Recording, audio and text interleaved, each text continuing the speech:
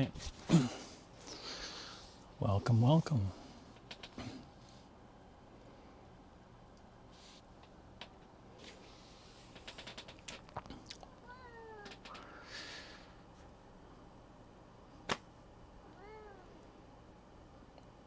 Hey, baby, here's your food.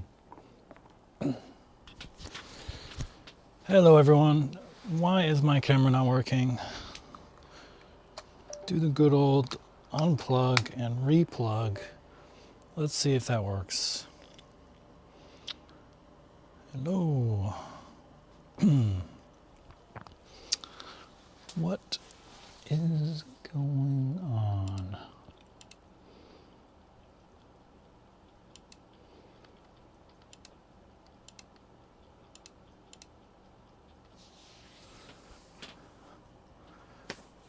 You know, it blows my mind that in 2025,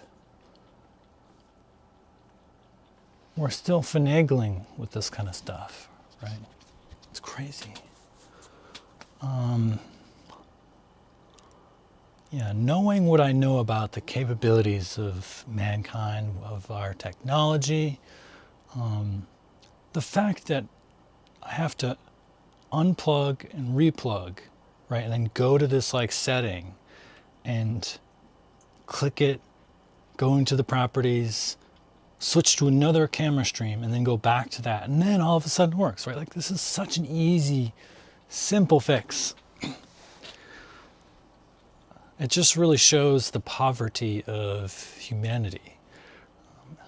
Really, it does. If you're looking at that, you're like, wow, we're at the pinnacle of society. You and I have very different perspectives. Anyways, welcome back, everybody. This is the Next Perspective live stream. And my name's Nathan. I'm a former engineer, and I'm here to explain my perspective on a particular topic and then open it up for discussion. Now, I've been really bad at this. I think the last one went on for like an hour. Really just got inspiration from something that my girlfriend told me about. I don't know if like her friends did it or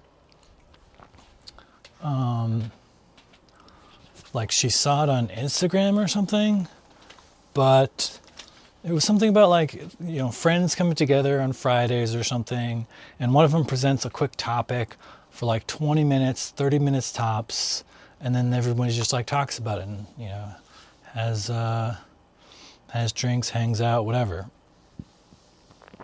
So that's kind of like what I want to do, is kind of keep it short and sweet, but I haven't really prepared these as presentations. A lot of them I wrote down just some notes, right? And I didn't really time it. I don't have the time to go through and make a presentation for every single thing I'm going to talk about. That kind of defeats the purpose of doing this live stream, which is kind of just, you know, going, you know, doing things on the fly. So I'm going to try again. I'm going to try to keep it short, but this is actually quite a long topic. This is, the topic is the science behind strength training. And so I spent about 2 months or more really digging in into as much research as I could look into, and as much, you know, I was looking at videos, looking at some research articles to understand what's important about strength training. And hold on, I'm on to assist.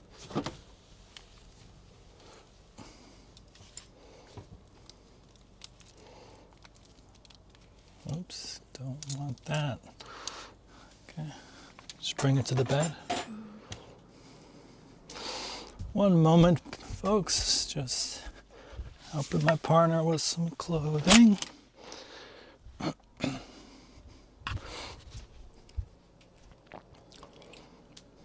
So, where was I? I haven't really figured out where the best spot is. I've been holding it back here so we can get a bigger, like, wider view of this whole area, but maybe it doesn't need that wide, except you get my cute cat. If I can get it nice and wide. Otherwise, I can bring it a little bit closer to me. How's that?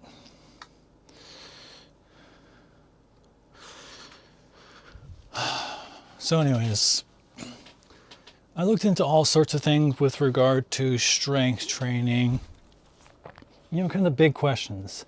How much weight should I do? How many reps should I do? So that's what I'm going to answer here. So I'll just get started. I'll probably refer people to this video in the future if they have questions of this nature. And I might even just put out my my notes. But oh, hold on. I got to do another task.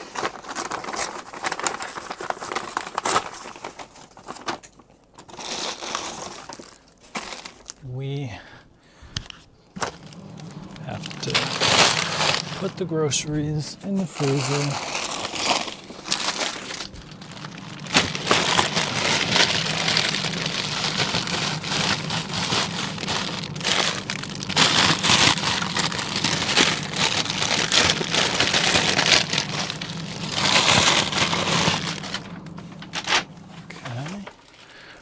Any more frozen stuff? Refrigerator, at least for now.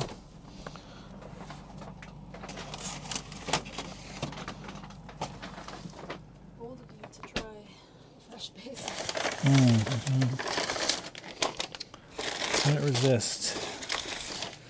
The milk, that's a fridge thing.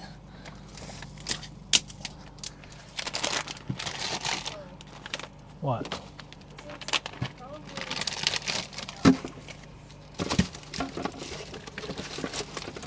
You wanted to use this in beverages? This probably is what? Not what you thought it was? No, I thought it was coconut milk. It is not. It's not coconut It is milk. not the kind of coconut milk that you would put in a curry, for example. But it's the kind that you drink.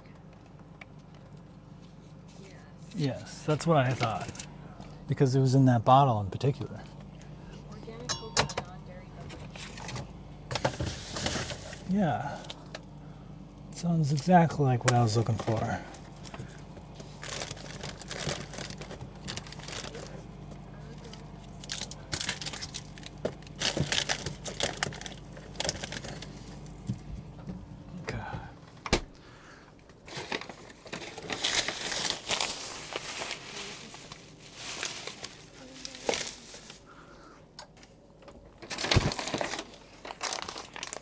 Okay. The other stuff is fine. Okay.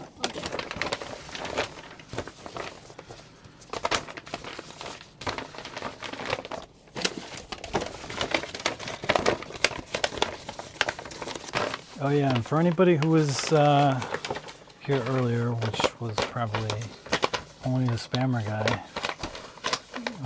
yeah, you know, I had an appointment, but it was not very timely, let me just say. I arrived exactly on time for my appointment, actually about 5 minutes ahead of time, but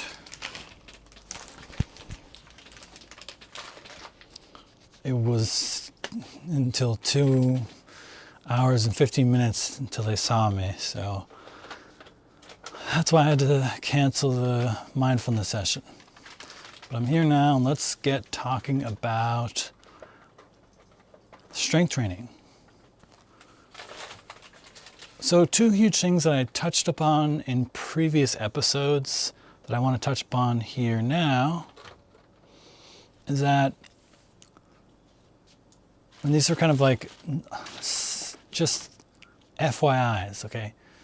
We're going to get into like how many reps you should do, how much, you know, weight you should do, volume, that kind of stuff. Before all that, 2 huge things that have a huge impact on the outcome, the success of your strength training are sleep and diet.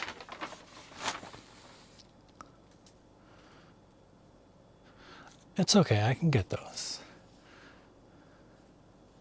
Okay, I'm done. Okay, good. Okay. I was just putting that up in the bag because the potatoes have to stay dark. Sure. Yeah, I'm just a little conscientious of the noise, and I'm trying to be into this mode where I'm talking and all the crinkling and stuff. So I just wanted to minimize that. I'll get the bags later. Okay. Here, baby. So sleep and diet / nutrition. I don't mean diet like are you on a diet, like just your normal, what you eat day to day. What's up? Your food bowl's right there. You want special treats, huh? Special treats.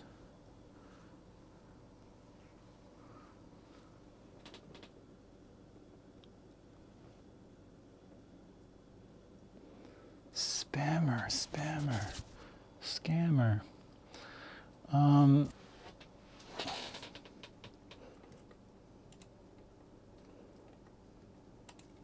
So yeah, make sure you get a full amount of sleep. Oh, stay with me.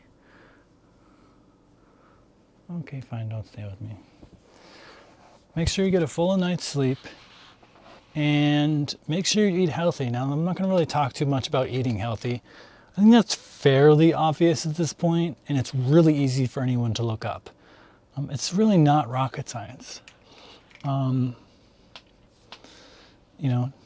to eat as whole foods as much as possible. Minimize that frozen food, that processed food. Have a quarter of your plate should be some sort of protein. Maybe half should be some leafy green vegetables. And another quarter, maybe some fruit or something. Whole foods, organic if you can afford it. And you'll be pretty good. But go ahead and look that up. Look up good healthy meals you could make. And of course, tailor to your specific body because everybody's body is different. And that's one thing you'll notice with regard to working out as well. Some people are going to respond very favorably to working out, and some people will respond less so. And of course, there are gender differences as well. So men will tend to find it a lot easier than women in general to build muscle. But there are still men out there who do the same workout as the guy next to them, and they're gaining a fraction of the muscle. And so all of this is kind of got to be tailored with your own unique body in mind. Anyway, so let's start with the good stuff, the real stuff. The question is, when you're thinking about how to work out, what exercises should you do? Should you do a particular style? Should you do Pilates? Should you do calisthenics? Should you do, strength training in the gym? You have to ask yourself, what are your goals?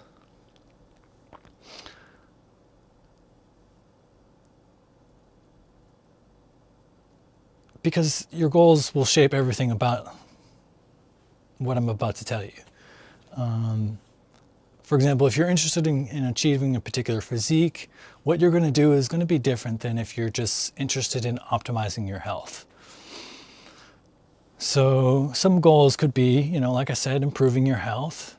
And there's a lot of benefits from working out that improve your health, not just physically, but also your mental health. It can reduce stress, improve your mood, give you better sleep. It can boost your confidence. And of course, there's the whole physical performance, functional ability side, sports performance, just daily activities of climbing stairs and lifting objects, your energy levels. But then another reason people work out is obviously to achieve a very particular physique. They want to look good naked, that's a common reason. Some people also work out because it's it's kind of like a social thing. There's group classes that they go to, and it's or maybe like team sport. If sports are a workout for sure, and that's kind of like there's a social element to that, where you just have a workout partner. And then of course some people just do it because it's fun, because it's like a personal challenge. So whatever it is for you, think about what your goals are, because that'll determine how you move forward. If you overall just want to improve your health, you should really be aiming for a diversity of exercises. So the program I've kind of like designed and outlined for like optimal health will include cardio, like steady state cardio, high intensity interval training, stretching, mobility training, strength training.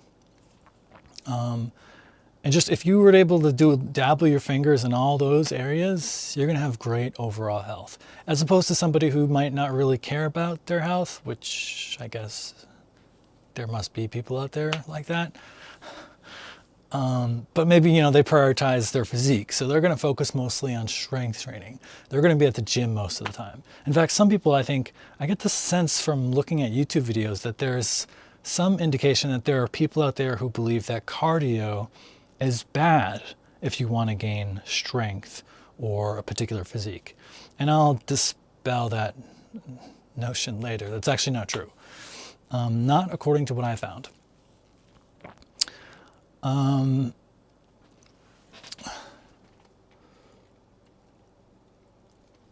So yeah. And the other thing is, in terms of like pursuing a physique, I really want you to kind of really think about that and like ask yourself why you want that. Because I think it's one thing to want to be a particular physique because, it's just like kind of it's out of pure curiosity. You're just like, you're kind of wanting to sculpt your body or something. But it's another thing to do it because you feel like ashamed to be in your own body. Like, I really want to invite you to consider whether you're pursuing a physique because you've been sold an idea of what men or women should look like. Unfortunately, consumer culture profits by making us feel very inadequate. And then at the same time, they sell us the solutions to the problems they created. So every supplement ad, fitness influencer, beauty project, it's designed to convince you that there's something wrong with your body.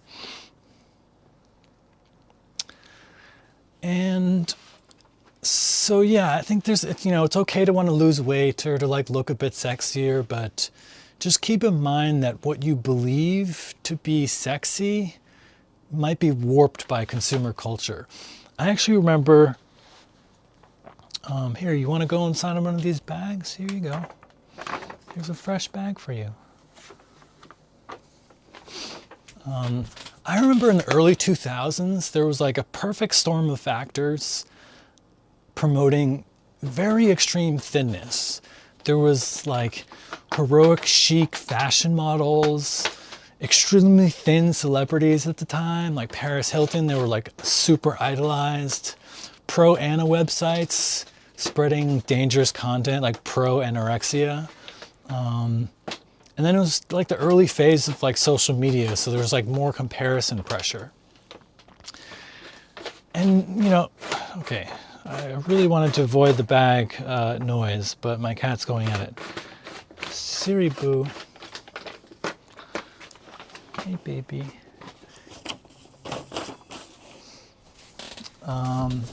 So yeah, there was just like a lot of magazines at the time. They were constantly featuring weight loss tips, TV shows glamorizing extreme dieting. There was a quote like, "Nothing tastes as good as skinny feels," was a motto back then. And the impact was like devastating. Eating disorders skyrocketed, especially among teenage girls. Many developed lifelong struggles with food and body image during those like critical formative years. So this is exactly why questioning why we want a particular physique is so important. When an entire generation of young women felt that they needed to be dangerously thin to be worthy, that wasn't authentic personal choice. It was mass manipulation by cultural forces that profited from their insecurity. Okay, Siri, you're killing me.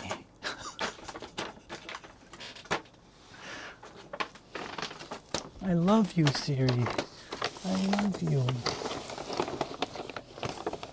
Can we move this bag to a different part of the room? Look at, she just can't not have, she just never can get enough bags. Mommy, I have a Siri delivery. You're here. You want to take a picture? Or a video, I don't know what's better.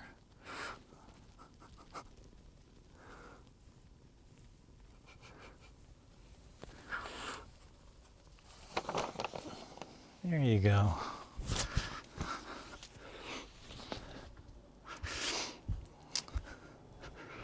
That was cute.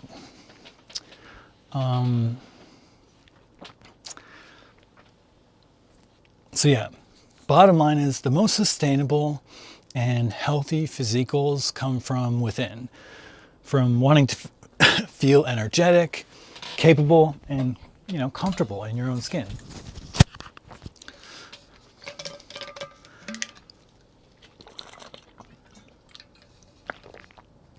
So just keep that in the back of your mind.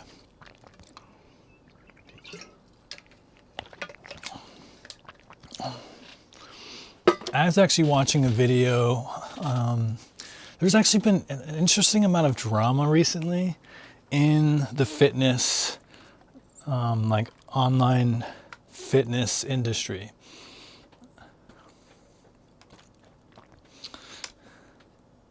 Surprisingly, I would have never known.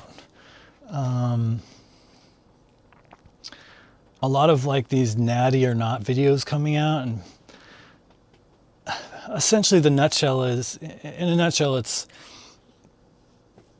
a lot of people. Remember, I spoke yesterday about this idea of like the internet making everything more extreme, social media making things more extreme, because you can't just do a video about eating 10 bananas anymore because that's been done. So you have to do 100 bananas. And once that's been done, you have to do 1,000 bananas, right?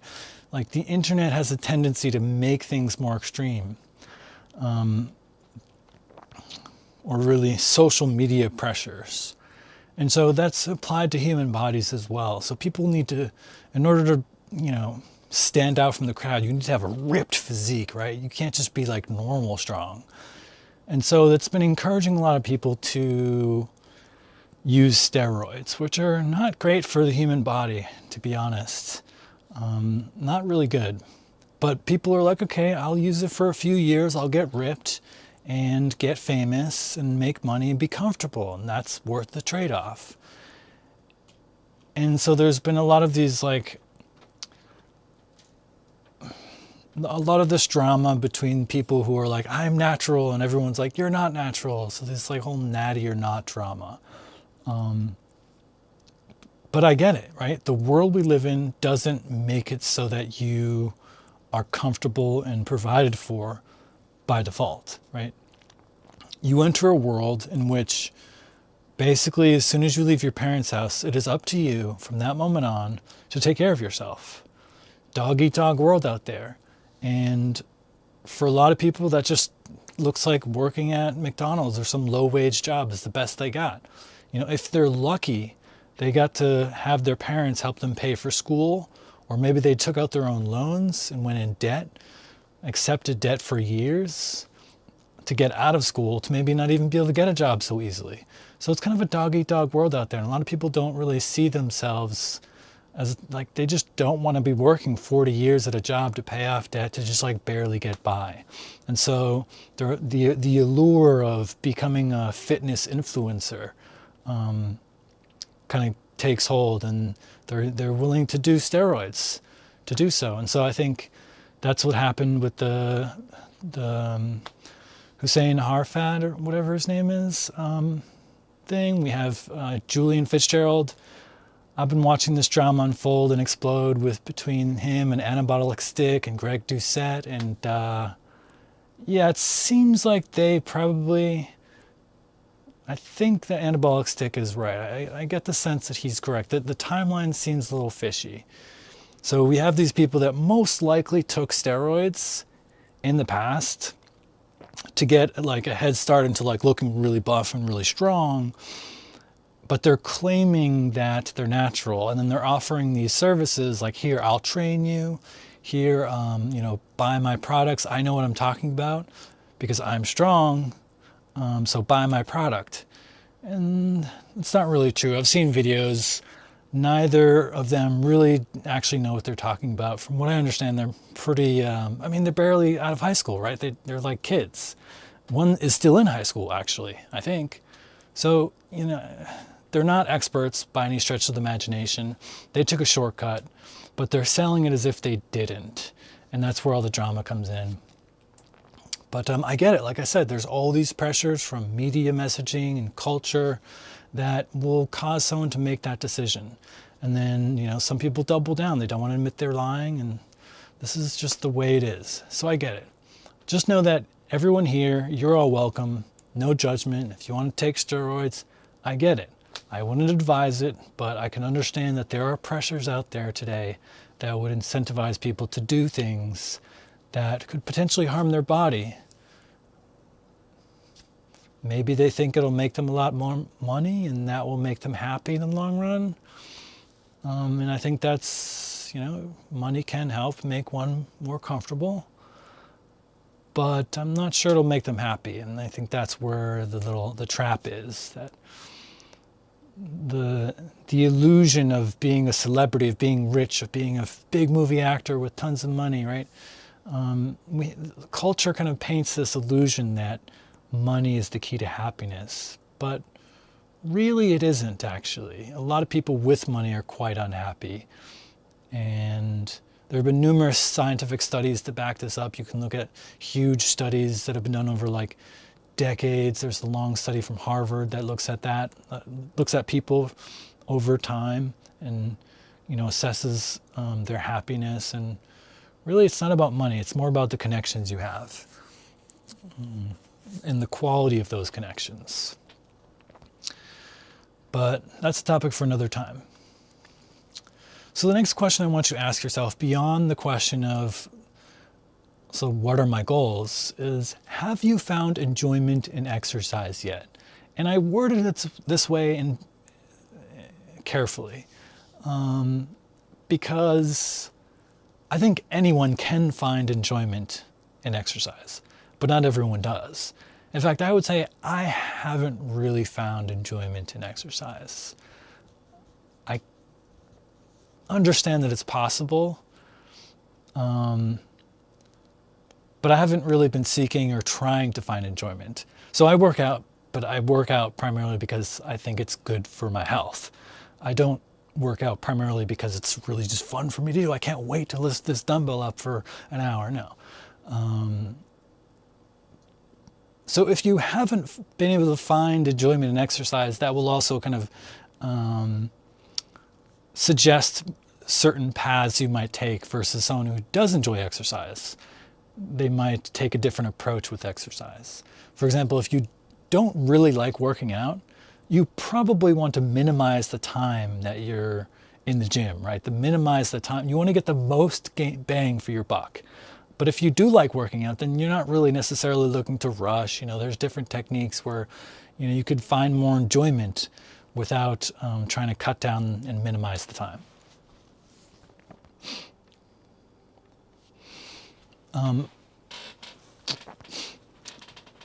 Overall, in terms of health, if you want to get the most bang for your buck, you could probably just do cardio, or like cardio and a little bit of strength training, or like a sport that kind of gets the best of both worlds. And if you play that sport 3 times a week, you'll get probably most of the benefits of the health regimen, the health training, like range of exercises that I listed before, or types of things you could do, from cardio to high intensity interval training to like strength training, going to the gym. So you can kind of combine that all in one with certain sports.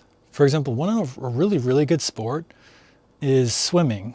I mean, I guess it's not kind of the same sport people think about when you think of the word sport. For me, football, soccer, baseball comes to mind. Swimming is a sport though, and it is incredibly healthy sport. I mean, there's like basically no impact. It uses like every muscle in your body. I mean, not to mention the bonus fact that you just improve as a swimmer. And it's aerobic exercise, it's muscular exercise. So, I mean, swimming is great.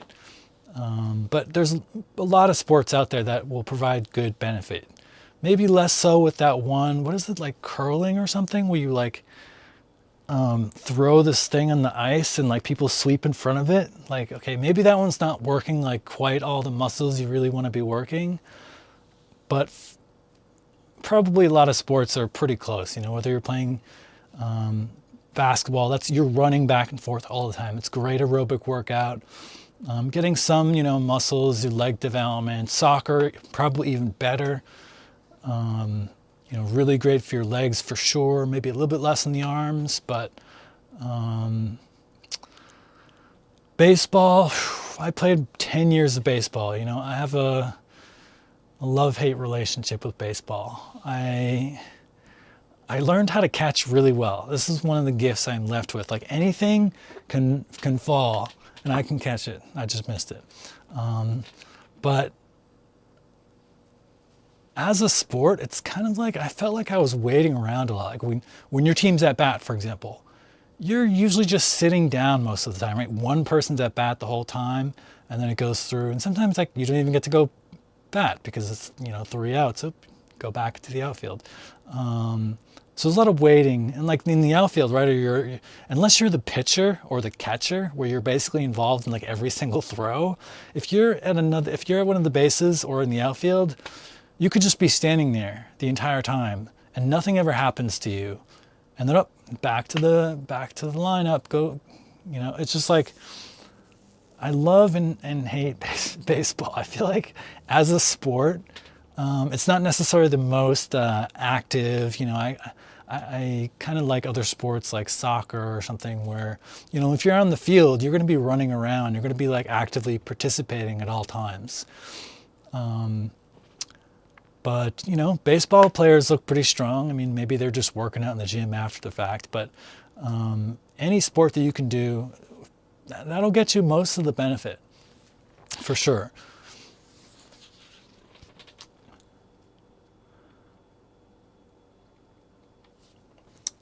So beyond that, if you just beyond health, and you're actually like, okay, Nathan, I want to gain muscle. I want to look strong. I want to be strong.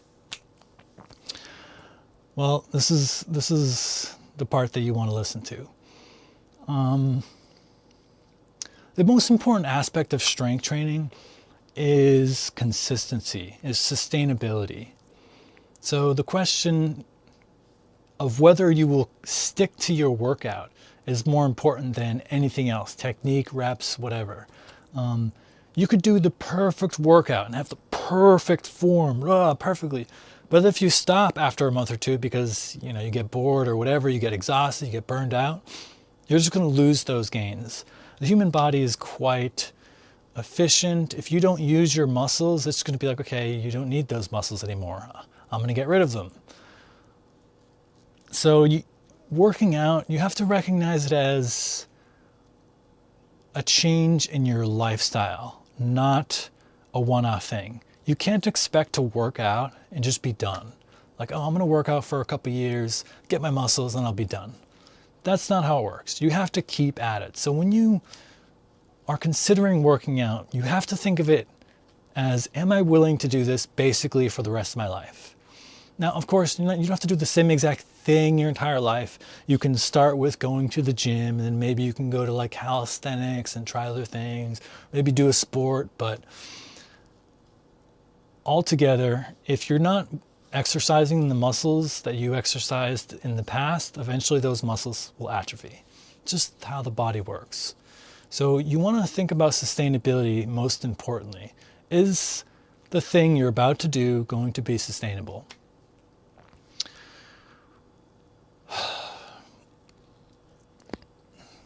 Now, the particular workouts that I designed for my strength training sessions that I offer were to be pretty efficient workouts.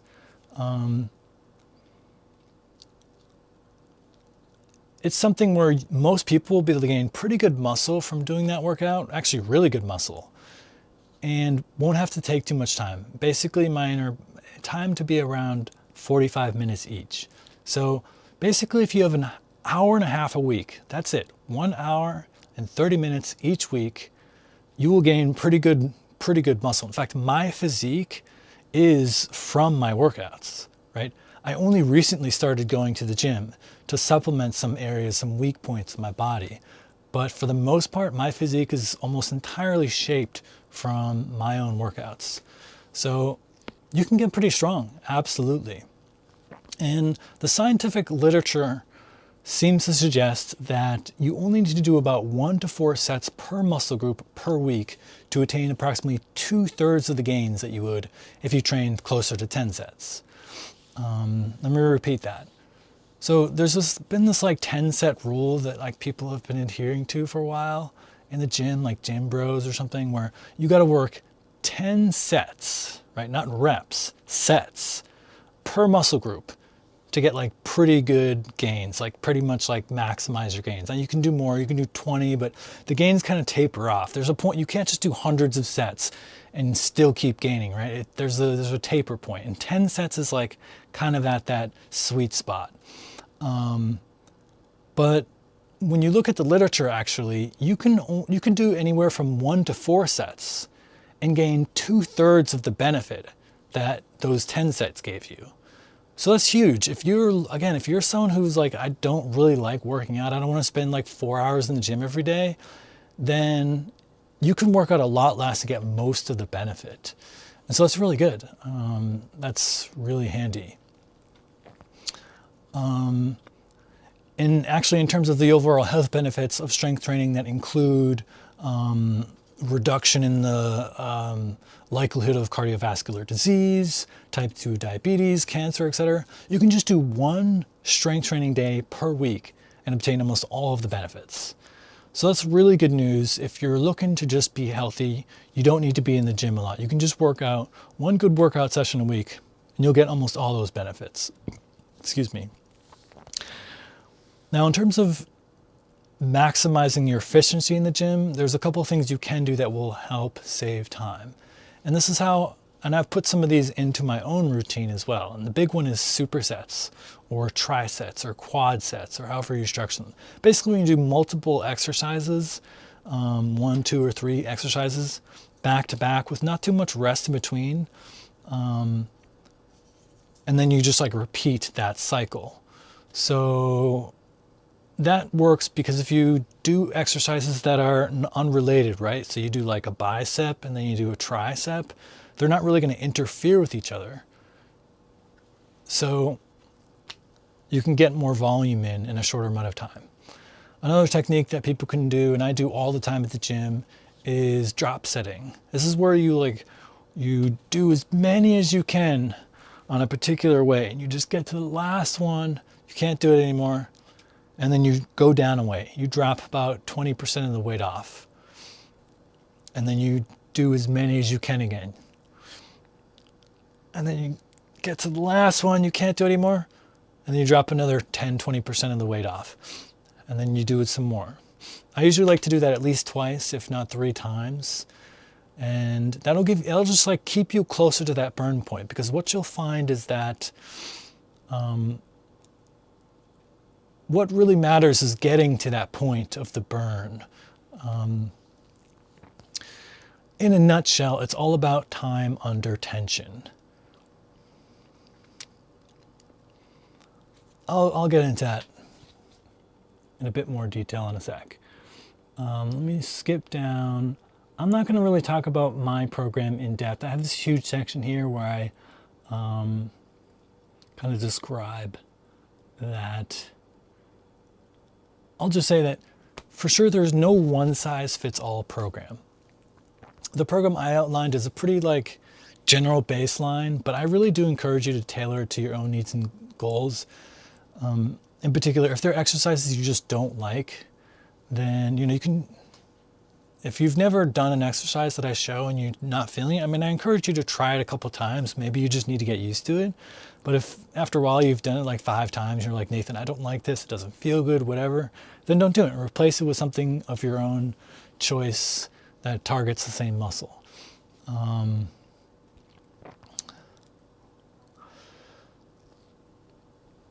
Now, in terms of my particular routine, also, is it for men? Is it for women? It can be for both. I think probably men will be more gravitated to it because it definitely will give you more like I'm the guy, and they'll see like, oh, Nathan got muscles, so maybe I can get muscles from it.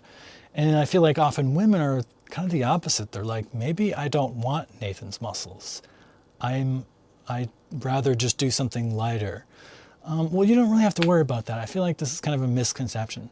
Muscle gain is a very slow process, very gradual process. You're not going to do my workout one day and then wake up with giant, huge biceps or something. That's just not how it works. So I encourage you to do my workout, whatever, whoever you are, man or woman, young or old, try it and see how it feels. And you might just find that, wow, you like the changes it's doing to your body, the strength gains, like, wow, now I can pick up a jug of milk like it's a baseball, it's nothing. So yeah, definitely open and available to anyone. Now, in terms of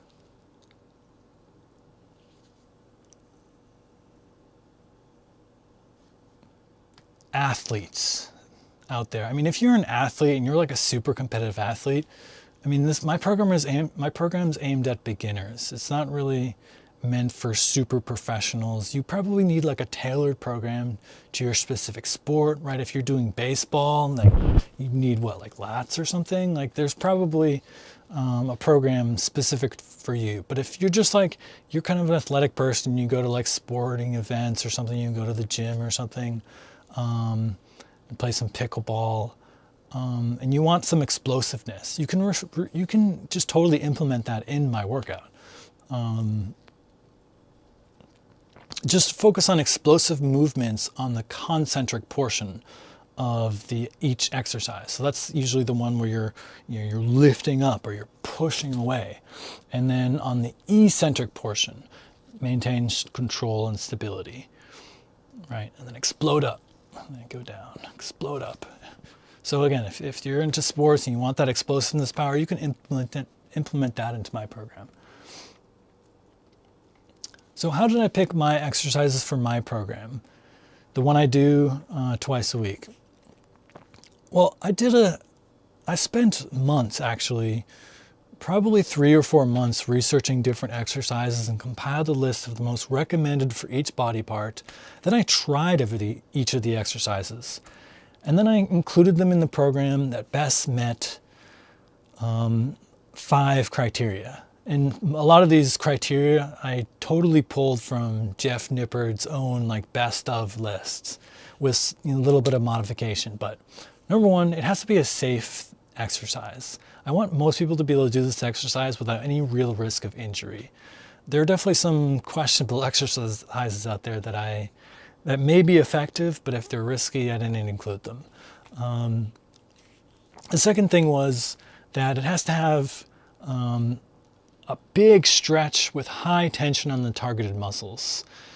That's kind of like key. This is something that Jeff's all about right now, which is like exercising in the, getting the most bang for your buck in when the muscle's in the stretched position. So for biceps, something like this, rather than like putting a lot of tension when you're already at the top. Third thing is I tried to make them compound versus isolation work, but there's no strict rule there. I'm not saying isolation exercises are not in there or that they're bad. But I think compound muscle groups, compound exercises really make it easier to exercise a bunch of muscles at once and kind of cut down the overall like volume that you have to do. Because if you want to isolate every single muscle one at a time, you're going to be all day like doing every single muscle in isolation. It'll take forever. So compound just really helps save time, and there's probably some other benefits as well. Just, they're like stabilizer muscles in a lot of exercises that are recruited, as opposed to like when you're using like one of those, curling machines or something. Or difference between a bench press and a Smith machine or a machine chest press, right? Those machines are doing the stabilizing for you. Whereas when you're doing a bench press with a barbell, you have to stabilize it. So you're recruiting some of those muscles, so you're strengthening a bit more muscles. So compound probably has some benefits overall, but it's still kind of up in the air. Because the thing about the machine chest press is that you can do a lot more focused exercise on your chest, and you can just get those muscles that you would have otherwise used in another exercise. Plus you need way less warm up. So actually when I go to the gym, I usually do probably 2/3 of the time, I'll do something like a machine chest press. And then 1/3 of the time I'll do a bench press. Just because it's so much easier. I can go in, I can do fewer warm ups. I can just go max weight. I don't really have to worry about that thing falling on me. But in terms of my workout, which I've engineered for mostly as a home workout, that's not really going to be as relevant. There's not a lot of isolation in that way. But if you have a machine chest press at home, you're lucky and you can do it and replace it with some of the chest stuff I do. Okay, getting back to the criteria. The fourth one is it's simple and it feels good. I want it to be relatively easier to master consistent, good form that effectively engages the muscles without causing pain. Because there's a lot of exercises out there. So when I was going through the different ones for the different muscle groups, some of them are a little bit weird and awkward, or they don't really feel quite as nice. And this might be kind of subjective, based on everyone's unique body. And of course, if you have injuries and stuff, it might be different for you. But I did what's simple and feels good to me. And then lastly, it's got to be easy to load in general. If you can't progressively overload the exercise, you're going to hit a plateau where you're like, okay, what do I do now? So if you can easily add weight, that's a huge win for that exercise. Now there's exceptions, right? Like push-ups aren't that easy to load, right? You can have someone put a plate on your back or something, but that's a little wonky and it's not really that stable. But still, exercises like push-ups are fundamental for chest development and even some core. And so I included them. It doesn't always have to be easy to load, but for the most part, I wanted them to be easy to load so that as you're getting stronger and stronger, you're doing your dumbbell curls, it's easy to put that lighter set down, now grab the heavier set, and then you can keep going, keep progressing. All right, wow. I am terrible at keeping this within 20 to 30 minutes, but that's okay. If my channel at all becomes popular and this chat just blows up, I will never be able to get through this. I do not even know what I'm going to be doing. Hopefully someone else can explain. We have a professional, fitness person. Like I said, I'm not a professional fitness person. I have no instruction experience whatsoever. And I've been noticing that myself. I'm like, wow, it's hard to explain things. I'm not good at it. I'm hoping with time I'll get better and it'll just be easy and, it'll be fun. But right now, you'll have to forgive me. I know the exercises. I've been doing most of them, except for the new ones I added recently. I've been doing them for many years. but it's different when you have to explain it to somebody, you know, it's kind of a different skill. So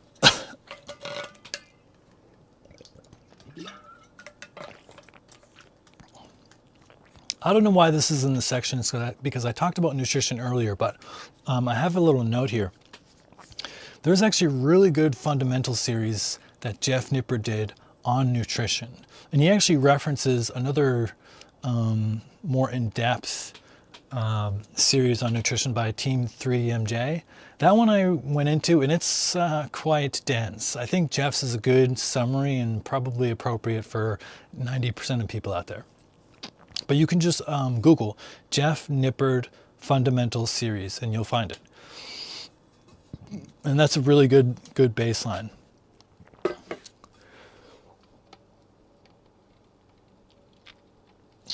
So here's another question. Do I need to go to the gym or can I work out at home? Again, I think this just depends on what your goals are. If you really love working out, maybe you want to just go to the gym. They have all the tools for you to do what you love, right? Like, that sounds pretty good to me if I was really into working out. If you don't really love working out, but you really want to sculpt a very particular physique, then you'll probably have to go to the gym.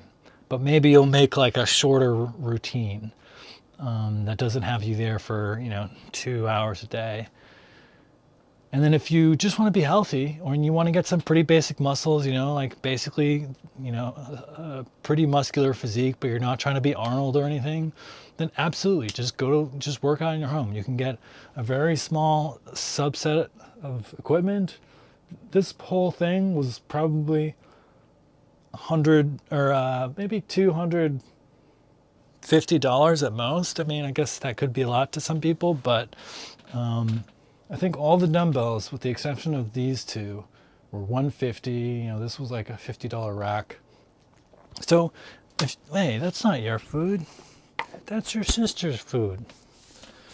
So, if you can spare a little bit of money and get and afford your own home equipment, then absolutely you can work out and get 99% of the benefits at home. The only things that I found that's really hard to do well at home are hamstrings, in particular hamstrings. Pretty much every other exercise you can do pretty well at home. But hamstrings, you're mostly limited to hip hinge exercises, RDLs, good mornings, right? But you just can't really beat a leg curl machine, right? Or lying leg curl or seated leg curl will get you huge hamstrings compared to what you can do with just the RDL. At least that's been my experience. Now, there's also the Nordic hamstring curl, but I can't do I wasn't able to do the Nordic hamstring curl until I started doing the seated leg curl, right? Until I got my hamstring strong enough, I couldn't really do it. Now you can start with like negatives and like slowly work your way up, and sure, so it's not impossible. But I just found so I go to the gym twice a week. That's why I do Mondays and Thursdays a little bit later, so I can go to the gym in the morning. And it's actually nuts. My program is ridiculous. I do not recommend it to anybody, but I'm trying to condense basically my 5-day upper lower program on 2 days so I can come back and live stream. It leaves me exhausted, but I feel like it's nice and efficient. I just blow through it and I have a good time. I meditate in between sets or whatever. But highly recommend, if you're going to go to the gym, look up some plans. I think Jeff Nippard does a pretty good plan for the gym. That will get you pretty jacked, if you stick to it. Although the only thing I will say about Jeff's program, from what I've seen, is it seems like he almost designed it so that you could easily find the people who do Jeff Nippard's plan, right? There's some interesting exercises in there that the cuffed behind the back lateral raise, right? Like every time I do this exercise, people are like, what is this kid doing? Right? Or he does like inverse Zottman curls. I was getting confused last week when I was doing workout because he does inverse Zottman curl. So he hammers up and then twists and goes down. Whereas like a normal Zottman curl is you're going up and then hammer down. But yeah, so there's just like little differences that you're like, oh, that guy's a Jeff Nippard follower. He's doing this weird thing. Maybe Jeff's trolling us this whole time. But anyways, I think his workout's pretty good. I've tried a bunch of different ones. Ones that I've made, I've kind of pulled in P90X stuff that I used to do. I've done a whole range, and especially as a beginner, pretty much anything that you do is going to get you muscle. And that's the real truth of it. If you put some reasonable effort in, you're going to get muscle. You really only start needing to like actually think about your routine and like what you're doing in depth after you start seeing plateaus. And that's, for most people, I think you're not going to plateau as a beginner for a while. But it just depends on certain factors, which I will get into soon. Hey, baby.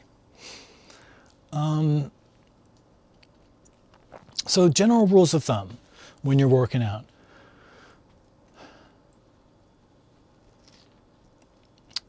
So for the exercises that I do, and I, have on this live stream where I do them twice a week and demonstrate them, when you're following along, the general rule of thumb is if an exercise is too hard for you, then do an easier variant. And if it's too easy, if you're doing like 20 reps of it, at that point you can move on to a more difficult variant.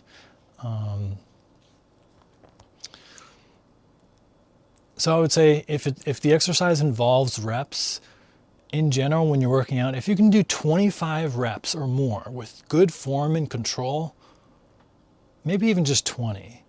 But 20, it doesn't really hurt to make sure you're even stronger.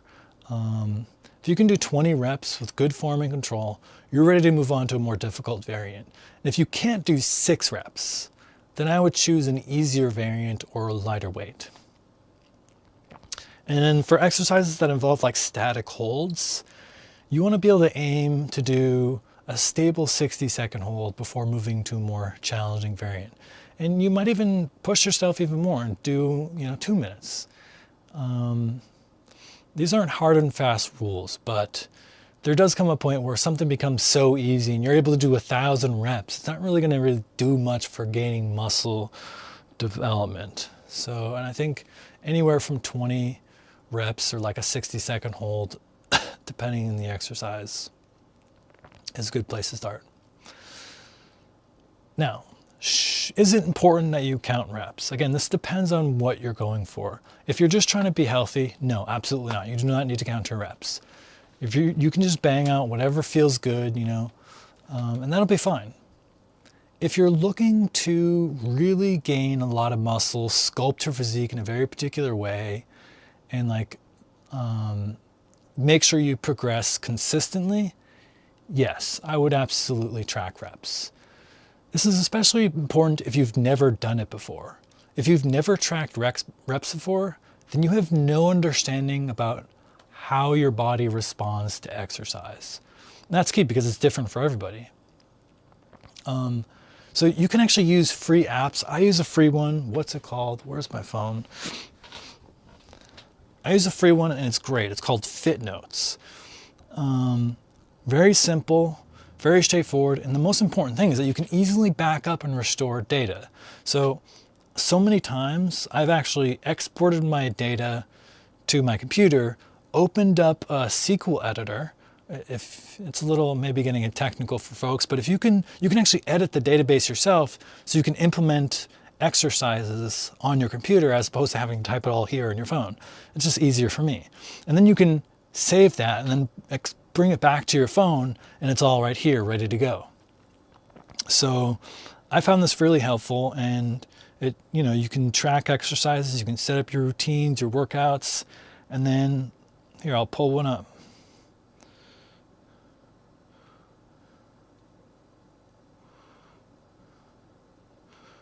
look at graphs.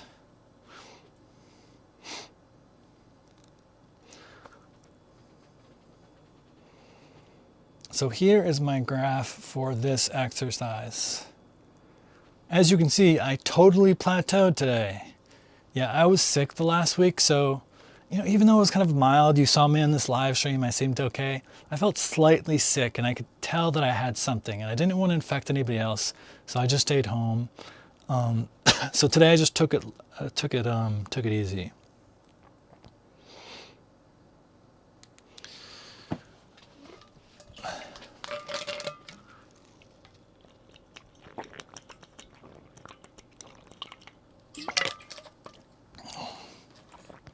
I'm not in a rush. I'm at peace with how my body is and how I feel.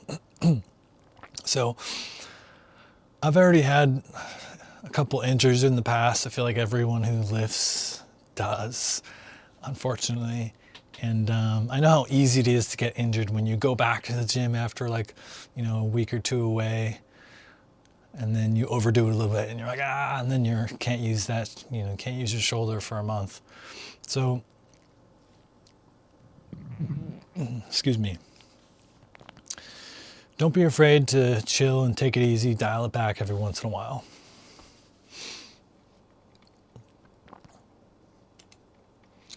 So, once you have counted your reps before, then you have general understanding of what is the right amount of effort for each exercise / muscle group / muscle. And what I mean by that is, right, like you let's say you do a bicep curl 1 week and you do 10 reps. Well, next week, the next time you work out, you either want to do the same amount of exercise or maybe just one more rep or 2 more reps, right? That'll be how you track your progress. And then the next week that you have to do the bicep curl, right? You'll know you have progressed, you've gotten stronger if you're able to do the same amount plus 1 or 2 more, right? If you're adding weight or you're adding repetitions, you're progressing. But the key is to figure that out. You kind of need to have pushed yourself on that exercise, right? You can't just do 10 and be like, oh, I'm adding weight. Like, you basically need to figure out your 1 rep max or just really the max you can with that weight. So pick a weight where you can do 15 reps of bicep curl. And if you can do 16, 17, you picked a weight that's a bit too light. So find a weight where like you're barely get that last 15th rep up. And then then you know that's your max basically for that particular weight. And then you go back next week and you do the bicep curl. And since you tracked it, you know you did exactly 15 reps. So you can make sure to always hit that. And you'll have a sense of like how much intensity that you need to feel for that to occur, right? Like you're gonna be like, oh, like there's some intensity that will go through your body, through your mind, like, and so this is what I talk about when I talk about effort or intensity. I'm talking about them kind of interchangeably. When you track your exercises and track your reps, you'll understand the amount of intensity you need to do kind of more directly because you're making sure you're always improving because you see the number. And if you're not improving, then you know something's up. So to answer the question, how much effort do you have to put in every week? Really, it's up to you. It's really how much do you want to gain each week? If you're in a race, right, you cannot wait until you're ripped and you want to get there as soon as possible, you're going to have pretty damn intense workouts. Like you're going to have to be really grunting hard through all those exercises. But if you're just more relaxed about it, I would say I'm more relaxed about it. I don't really care, honestly. I'm at peace with my physical health. I don't mind getting a little stronger, cool, get some big muscles, but I don't really need them. I'm not, like trying to lift a car off somebody or something. I think I have pretty good muscles now. So I take a really my goal in workout is just to like relax and chill and enjoy the experience, feel some burn, feel some, get some good workout in, but I'm not trying to be there like, oh, grunting all day. Like I don't really go for the super intense stuff. So depending on where you are, you just got to decide what the amount of effort you want to put in. Do you want to race to the end? You're going to have to be pretty damn intense. Are you more chill and laid back and you're willing to accept a bit slower gains? Then just chill and just, work until you feel it's good. And actually you'll notice that it'll change on a per muscle basis too. For some reason it's like easier to be more like the intensity matters less on certain exercises. Like for example, like calves, when I do calf raises, that's not the same as doing like leg press for me anyways. Also I can do like bicep, I can do like pretty high intensity, like bicep curls, Bayesian curls, excuse me. And that's not so bad. But maybe doing like chest press or something, like, I don't know, feels more intense. I don't know if these are like, it's like closer to my body. I'm not really sure, but. So what else is important? Breathing. And this one is one I'm terrible at. Absolutely terrible. My whole life, I knew nothing about this until basically the last like couple of years when I learned about this. But breathing is important, obviously, but breathing correctly during exercises can be very, very helpful. So I think the general rule is that you want to exhale on the exertion phase of an exercise. So when you're pushing up on a push-up or you're pulling up on a row, you want to exhale on the exertion phase and inhale during the less strenuous phase. So the lowering of a push-up, the returning of a row. And then for isometric holds, you just maintain steady, even breaths. Now, when it comes to spine movement, typically you want to exhale during flexion, which is bending forward, and inhale during extension, which is arching backwards.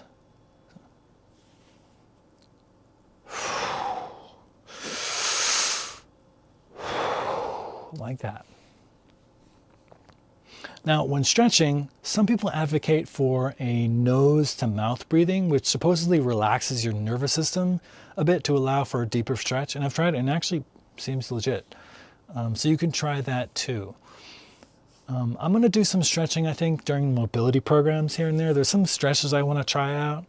I've been watching a few of these stretching YouTubers, and I think flexibility is really valuable and super underrated.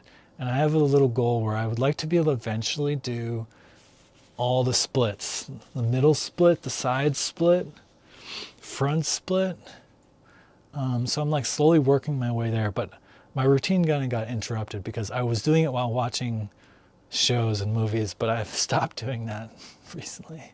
So I need to rethink that. But yeah, I'll implement some stretching into the mobility sessions here and there.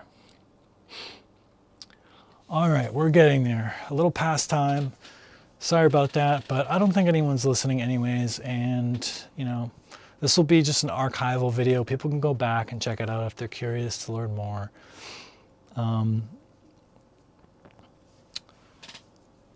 There's a couple other concepts we need to get into. One of them is volume. For gaining muscle, what's important isn't the volume per se, which is sets. Typically it's determined to be sets times reps times weight. Really what matters is time under tension.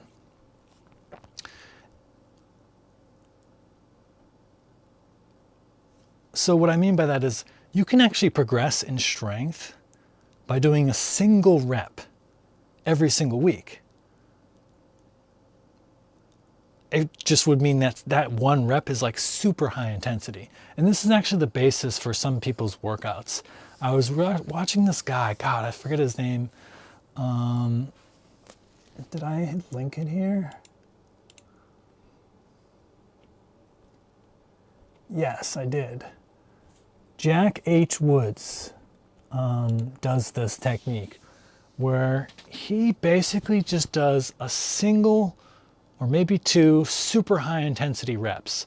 And he just stays in that like high intensity, 1 rep max zone for as long as he can. And that's it, he's done.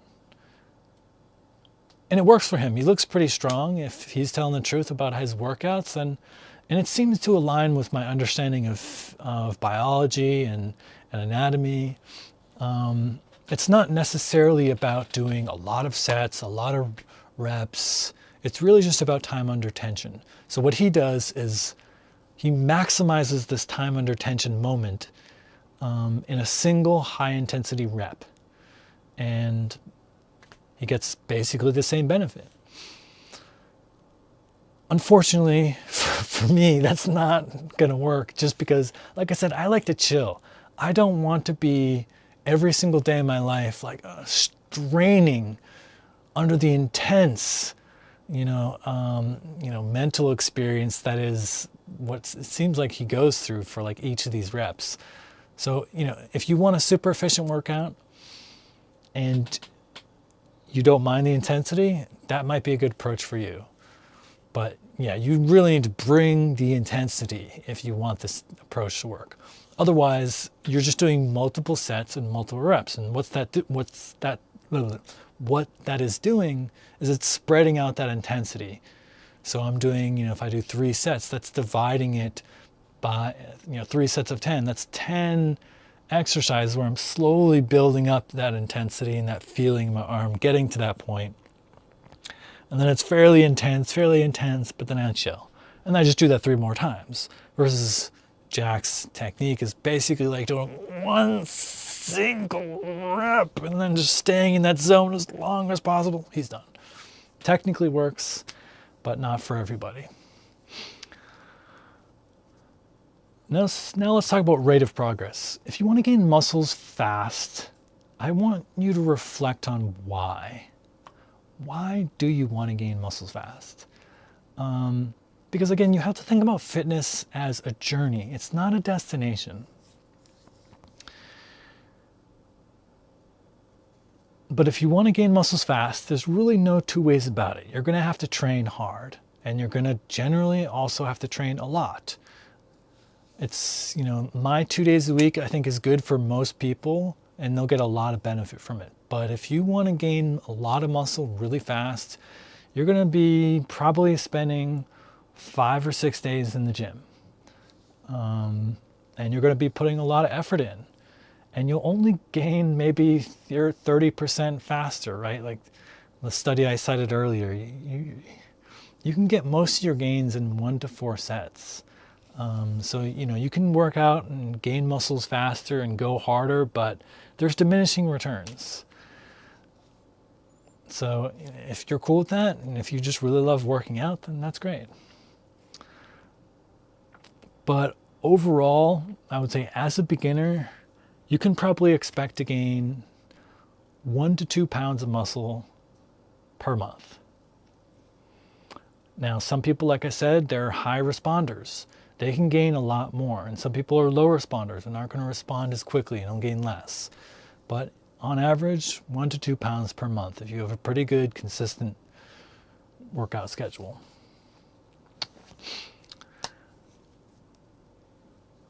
And that will go for about, 5-10 years, depending on how consistent you are before you hit your max.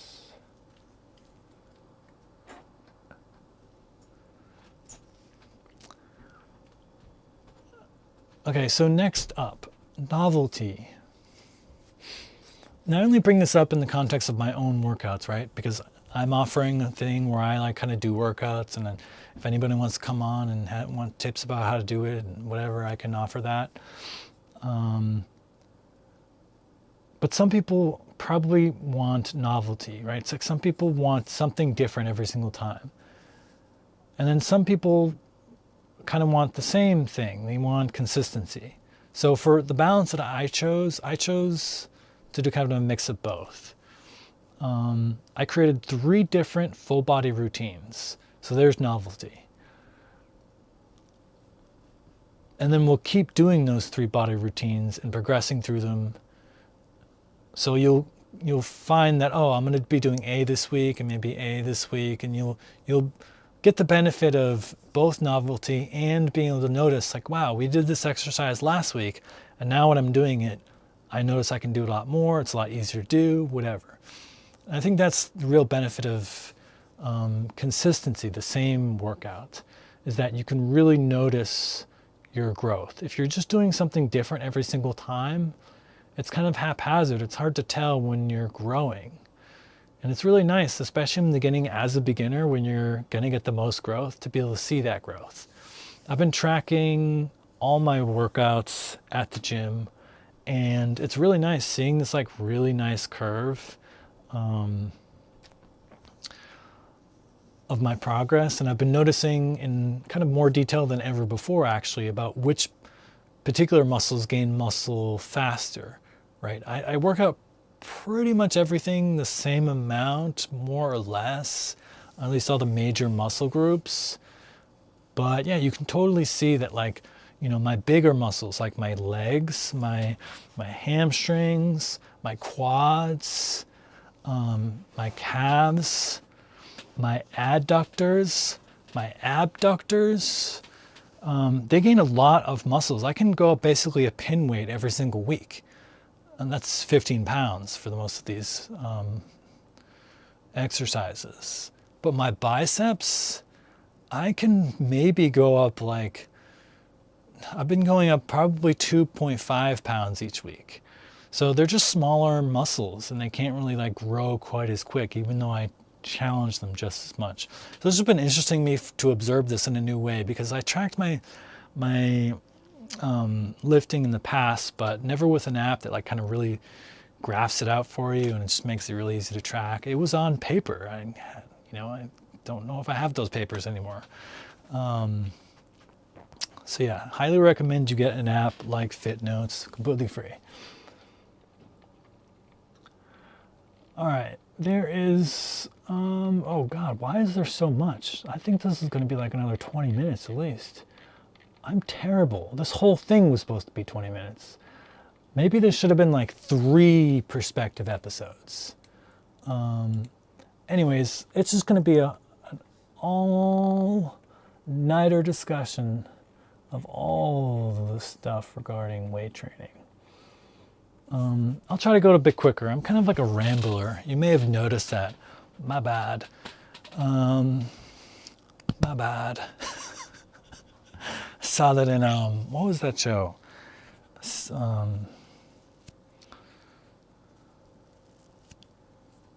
With the therapist, Harrison Ford.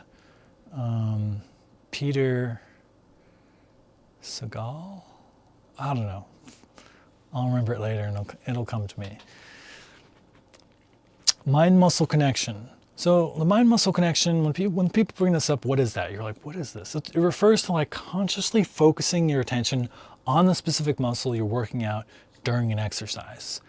And actually, it was interesting. I remember seeing like a overrated, underrated thing with Jeff Nippert and somebody else. And Jeff Nippert said it was overrated. And I was like, interesting. That's not my understanding. I think it's actually very underrated. But I think maybe what it comes down to is that for a beginner, when you're working out, you don't really have to do jack, and you'll gain muscle, right? You could be just kind of flailing your arms practically, and you'll gain muscle. It's so easy as a beginner, especially as a guy. Guys gain a lot of muscle really quickly, but as a beginner girl, you're going to face the same benefits. It tapers as you get more and more advanced in your workouts, and you get more and more muscle. It gets harder and harder to gain muscle as you get closer and closer to like your body's physical maximum. So yes, on one sense, the mind-muscle connection doesn't super matter much because it's pretty easy to gain muscle if you're just like kind of like making sure you're doing the right form. You don't really need to think about it. And I think this is especially true with isolation exercises where you're at the gym and the gym machine is like making sure that you're targeting the right muscle. You can't even deviate. It like locks you in to the position. So yeah, you don't really need to think about anything. Absolutely. But in all other cases, when you're doing like dumbbells, you're doing, ground, you're on the mat and you're kind of like doing exercises where you have to do like a fire hydrant or you're kicking your leg up in the air. You absolutely, I think, need a mind-muscle connection because your mind-muscle connection is what's telling you whether you're hitting the right muscle.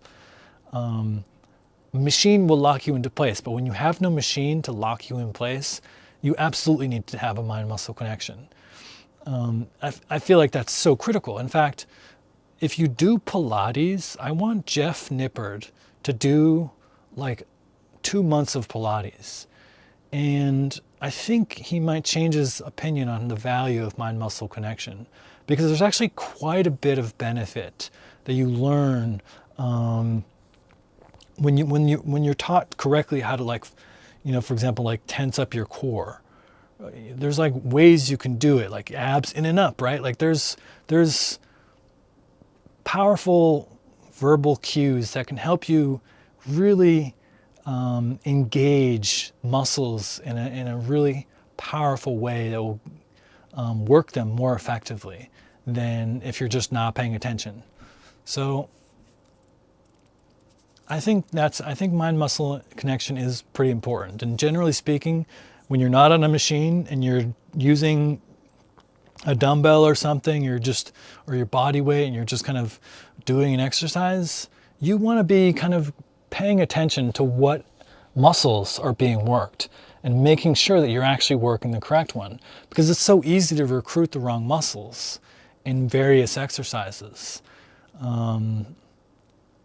Most aren't super isolating. So a lot of like raises, for example, all the time when I'm doing lateral raises or doing seated W raises, a lot of these are meant to engage your delts, but they often engage your traps as well, which is fine. I like to grow my traps, so I'm not complaining. But the point is, if you're looking to shape your body in a particular way and you're not paying attention to what's actually being worked, you're going to have a weird outcome.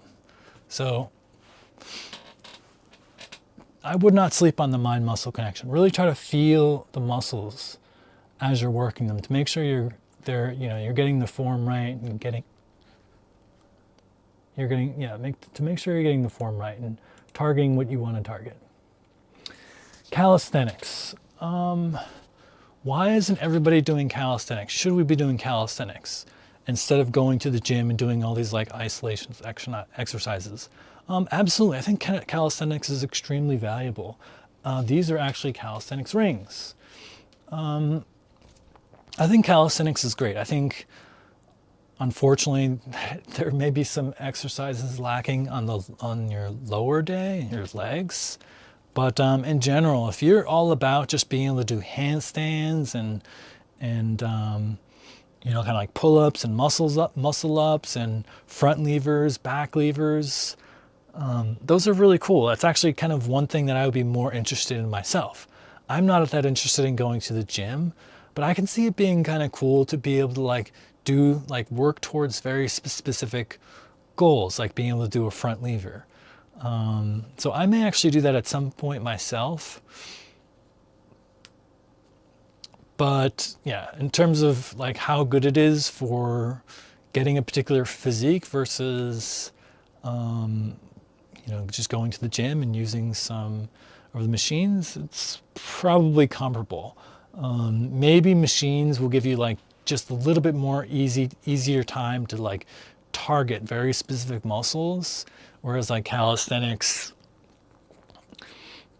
maybe not quite as easy to target stuff, but you can definitely get huge muscles from calisthenics. And I think also it kind of really forces you to get functionally strong in a way that machines may not give you. Like particularly with your body, with your own body weight, like moving your body in space. So I would encourage looking at calisthenics especially if working out in the gym doesn't really suit you, totally just check out calisthenics, because maybe you're more drawn to like working towards discrete goals, like doing handstand or front lever or something like that. I'm definitely going to get into it at some point as well. I just, I don't really have the best space for it right now.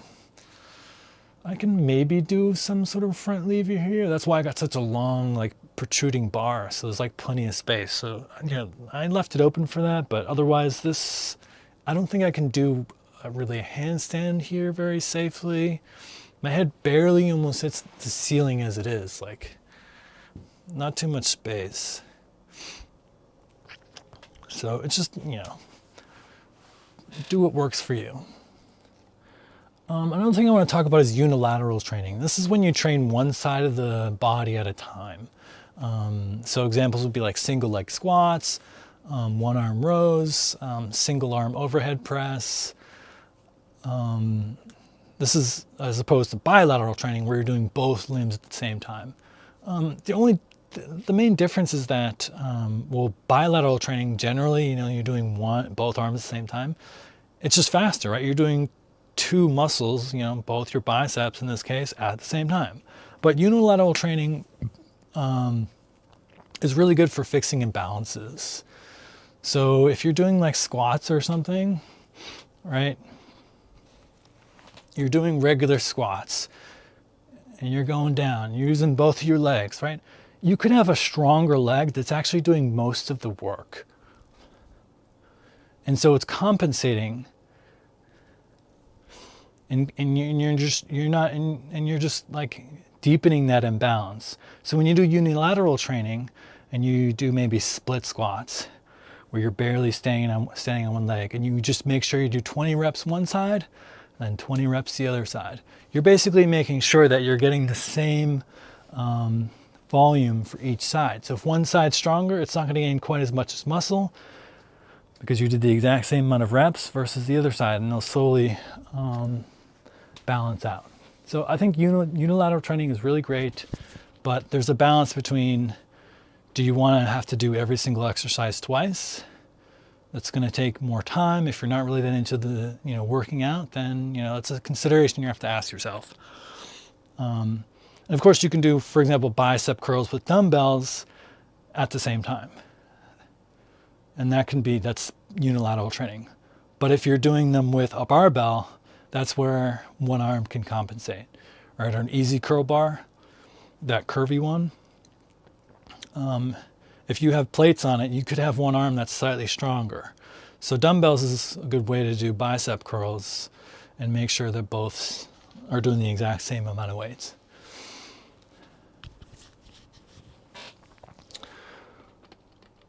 Now let's talk about periodic deloads.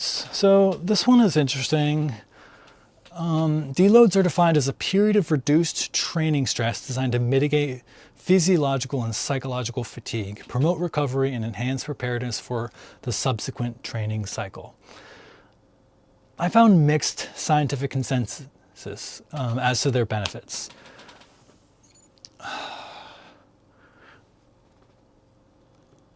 But, that's not everything. Remember, what is known scientifically is just what scientists have studied thus far, right? Like our prevailing scientific knowledge is a fraction of all knowledge. I mean, most of which is yet to be discovered.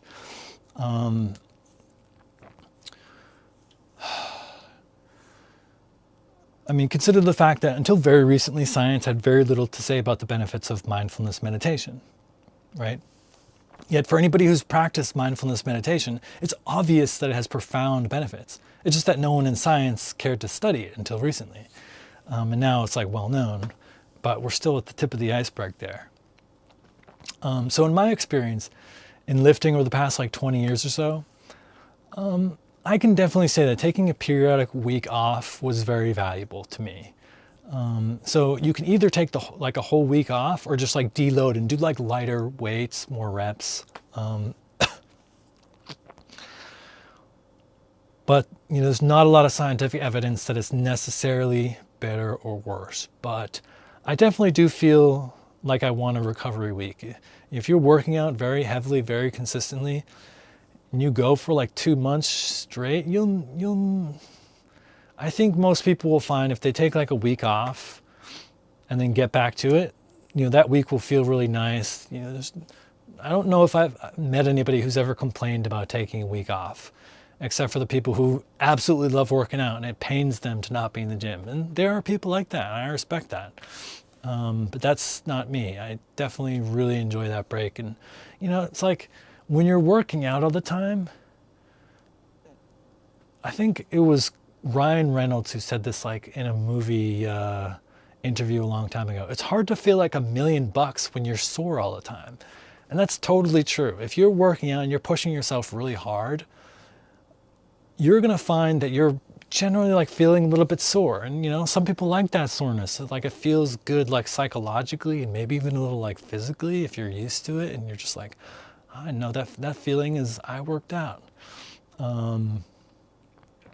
But taking a week off and just being like fully recovered and feeling no soreness, that just feels really nice too. So I encourage you to take a periodic deload week from your exercise. Just chill, relax and enjoy yourself. Enjoy the body that you've granted yourself. A similar concept is called periodization. And this is like a systematic approach where you involve like planned variations in your intensity and volume and your focus over specific time periods.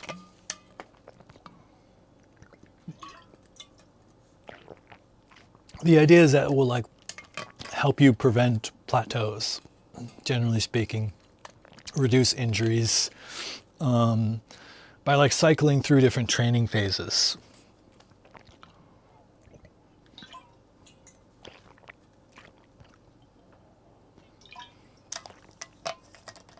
So it kind of helps your body like adapt a little bit and recover. I think this is legit. I think most programs today that I've seen have some sort of periodization. Thanks for the follow. See you to gaming. There's a couple different types of periodization. There's like linear periodization where you're like gradually increasing the intensity and decreasing the volume over time. For example, you might start with high repetition and then high repetition, low weight exercises and progressively move to low repetition, high weight training. Excuse me. Then there's like undulating periodization where it varies in intensity and volume more frequently, sometimes daily or weekly. You might do heavy strength work on Monday, moderate endurance work on Wednesday, and light recovery work on Friday. And then there's block periodization where you focus on like one particular fitness quality like strength or endurance or power for 2 to 4 weeks before shifting focus. I think the science behind it suggests that your body adapts to exercise stress within like 2 to 4 weeks. And you'll find that you might start hitting plateaus. And so periodization helps prevent this.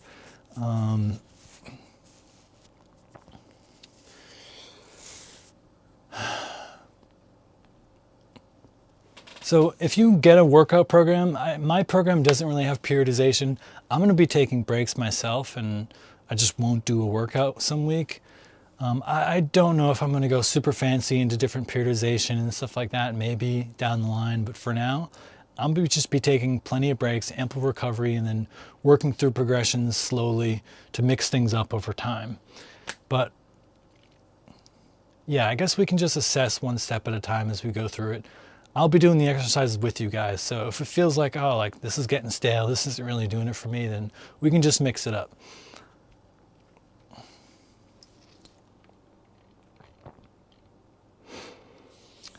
And actually that pretty much about does it. I guess the last part, the last thing I wanted to talk about is like kind of like the requirements for working out. Like what do you need? What are the important tools that you should get if you want to start exercising at home, right? If you're going to go to the gym, you just need a gym membership. So that's pretty straightforward. And how you decide that, you know, I leave that up to you, you know, look at reviews and stuff. I will say though that you'll probably be paying, you know, what you pay determines the quality, right? Around here where I'm at in New York City, you can get a gym membership as low as like 20 bucks a month. But some of the reviews in those gym memberships, oof, stinky, smelly, like teenagers in there breaking all the machines, you know, kind of a culture of like dropping weights and grunting, and then you can, you know, work your way up, and there's like $50 a month and $100 a month, and it's, you know, some of the nicer ones. So it's really up to you, like what you're going for, what you want. But not much more to say about that. Now, in terms of working out at home, what are the most important, essential things that you could get to work out at home? I would say a rack of dumbbells is probably really important. For guys or girls, you don't really need that heavy. You can go just the standard like 150-pound pack, which is like pairs up to 25 pounds, will get you 90% of the way there. The only other thing I added beyond that was a pair of 35s for just a particular few exercises where I just need a little bit more weight to start progressing. But at some point, you're going to get to that point with all your exercises where you just max out on the weight. For me, that's like, I can't really do chest press meaningfully here, right? Like my chest press is much more than I can do 35 pounds pairs. But that's okay. You can get pretty darn strong with just that though, especially if you're just really going slow in the negative and taking a nice slow form and you're finding different progressions. And so I think that I linked the progressions page already, but let's see, did I? I did not. So the other week I promised a document listing various progressions, and so you can find that at njb.fyi/progressions. njb.fyi/progressions. Here, I put it in chat. Whoa, that's weird. Both. What? I'm so confused about what just occurred. I said it twice in two different accounts. That's a problem for another time. But on that page, if you go to it, oh, it's untitled. Let's call it progressions. Progressions. You can see like kind of core exercises and various progressions with them. So pull-ups, push-ups, squat, lunges, dips. And then, you know, I list different kinds you can do for push-up: wall push-up, incline push-up, knee push-up, standard push-up, wide push-up, plyo push-up, diamond push-up, Hindu push-up, dive bomber push-up, right? So as one variant becomes too easy for you, you can move up and start challenging yourself in new ways. So this is just like kind of a little document I've been sort of collecting different progressions on. And I even include them with calisthenic goals. So if you want to be able to do an L-sit, well, start with a hollow body hang, do a hollow body hold, do a compact leg lift, hanging knee raise, hanging leg raise, L-sit, straddle sit, V-sit, right? So I list progression for a bunch of calisthenics goals, and I even have little flexibility goals as well if you want to do a forward fold, middle split, front split, back bridge, and I'll be modifying the document over time.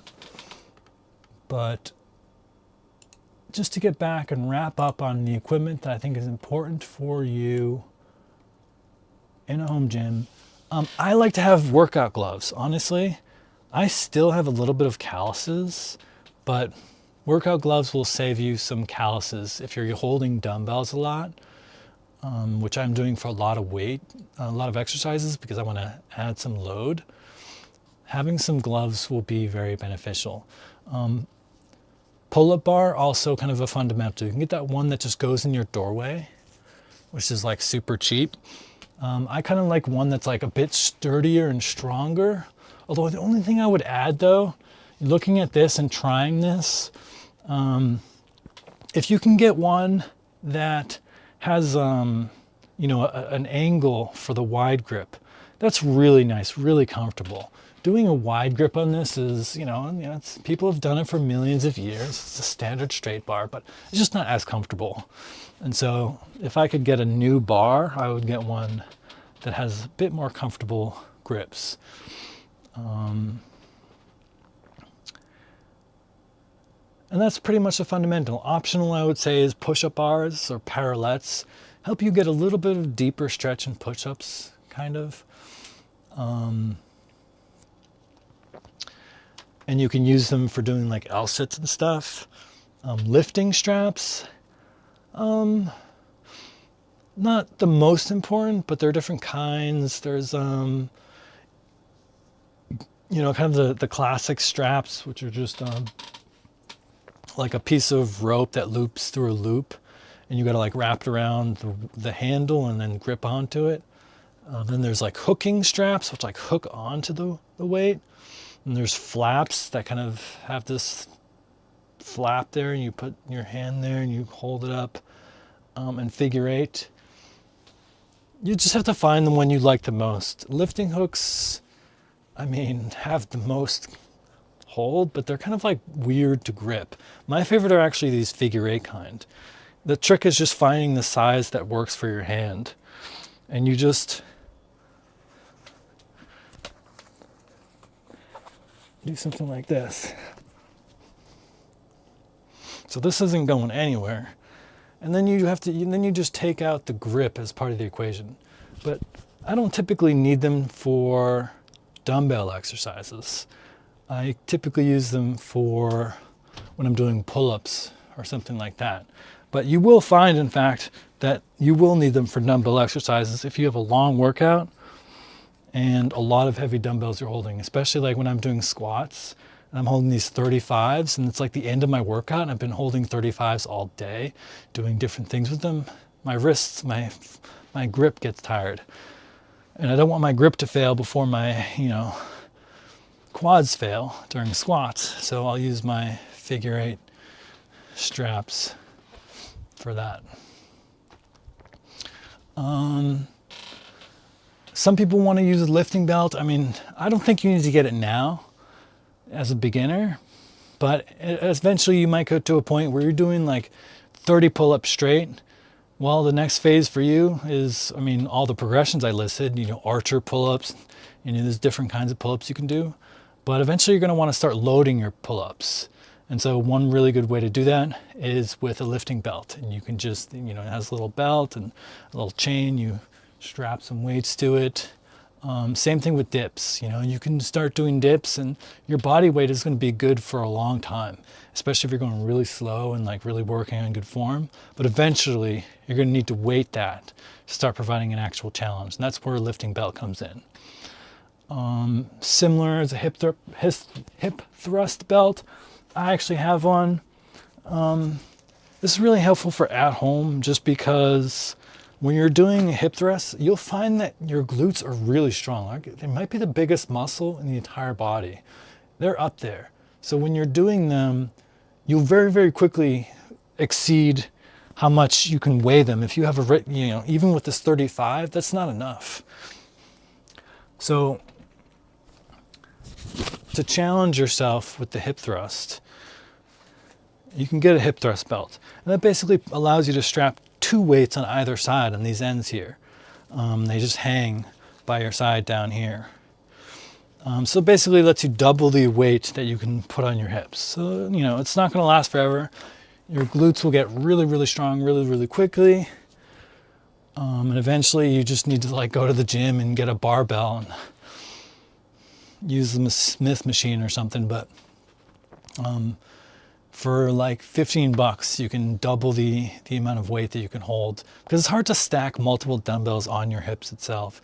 You know, usually you put a towel or something there, but yeah, it gets a little weird. And one thing I like, and you've seen me use before, is this full incline decline bench. Now, I wouldn't really worry about the decline, honestly. I don't think there's really much need for a decline. Now, there's some use, but I think it's kind of niche.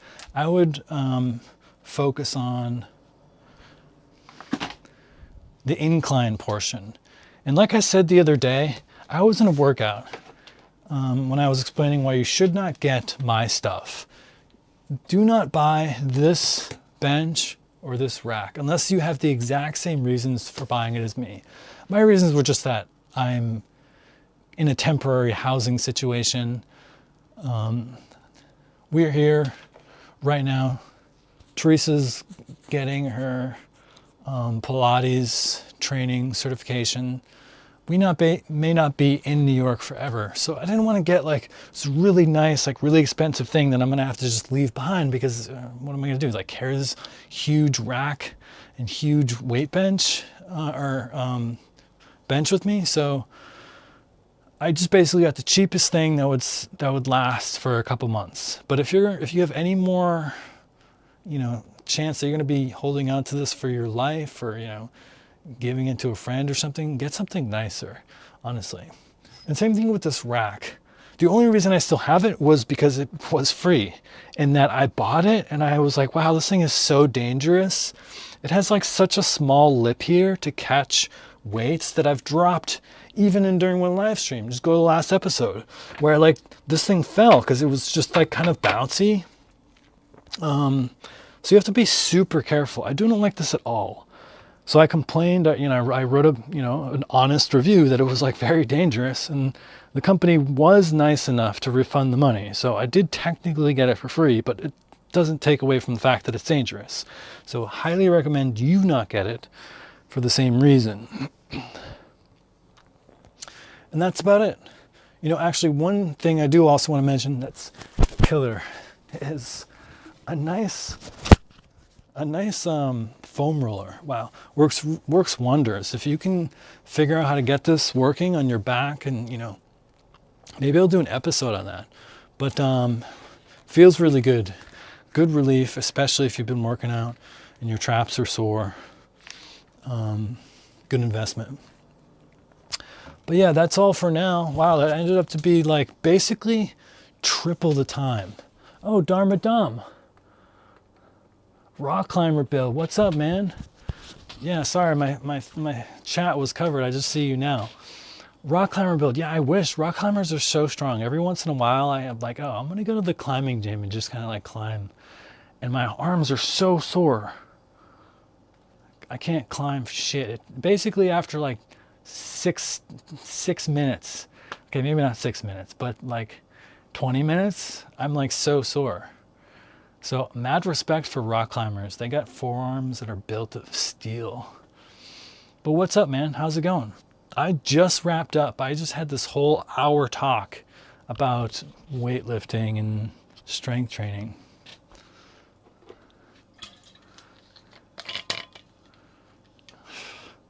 I know how you feel, man. It comes and goes for me too.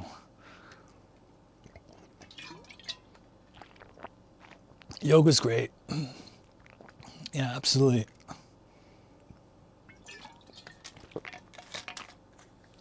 What kind of yoga?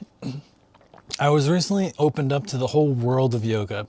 There's so many different types I didn't even realize.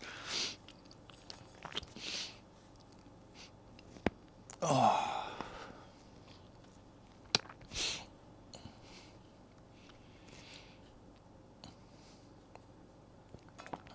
I see. Nice. I have no idea what that is, but it sounds awesome.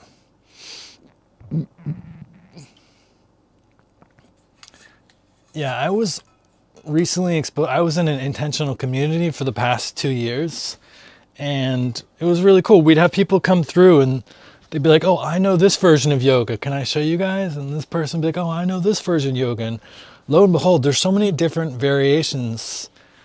I'm kind of mind blown, you know? I hadn't realized before.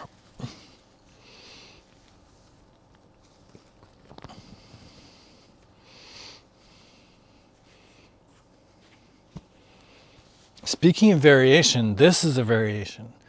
You're looking at me like this is what Nathan looks like because this is the only way you've seen me, but this is actually new to me. My entire life, I had like normal hair where I like cut it short, right? I mean, just kind of a guy hair. But then I was like a year ago, at the end of last year, I was like, I'm gonna try something new, you know, push my boundaries. I like to do that with myself, just try new things. And I decided to grow this, to see what it's like to have long hair. And I gotta say, having long hair is work, man. Having short hair is so easy. This thing like gets in my face all the time. You have long hair too? It's like always flying in my face. I'm like, oh, maybe in the winter it'll finally pay off when I'm like slightly warmer. I don't know. I actually listened to your entire Spotify playlist, which was awesome, by the way, dude. It's great. Oh, hair in my eye. But I don't remember if I saw a picture of you. Can I see one? Yeah, man. It was a journey. I was like sitting there and like trying to feel what each song was trying to tell me, the journey it was trying to take me on. It was really cool.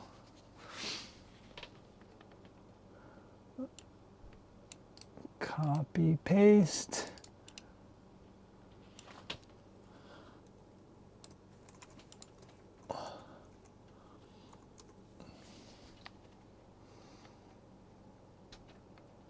Oh yeah, rock on, dude.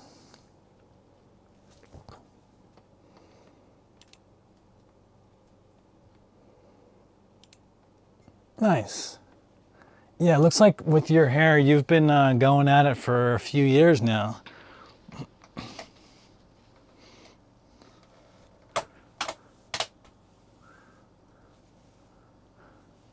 The maintenance bro, am I right?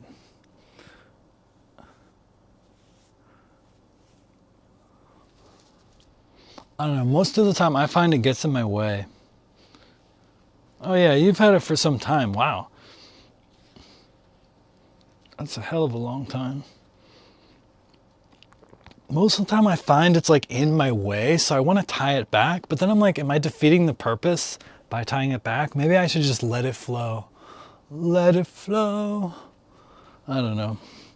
I'll figure that out later, but I'm like half thinking I want to just donate it or something because it's just getting everywhere. What happened to my tie? That's the other thing, I lose things. Where's my hair tie? I don't know. Dropped it. Hey baby. What's up? Whoa.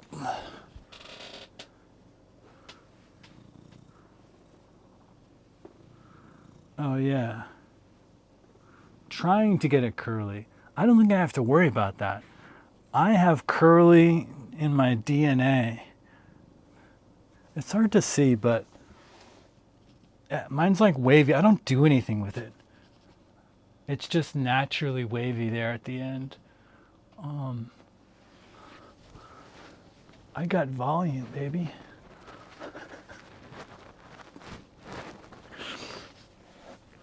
But yeah.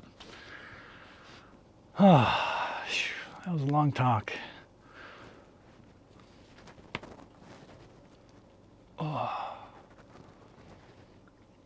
Yeah, I still haven't figured out anything about how to treat it, what to do. Should I put on, you know, special oil. I don't know. I could ask my girlfriend. She has like every possible hair product and knows a lot about that stuff. But yeah.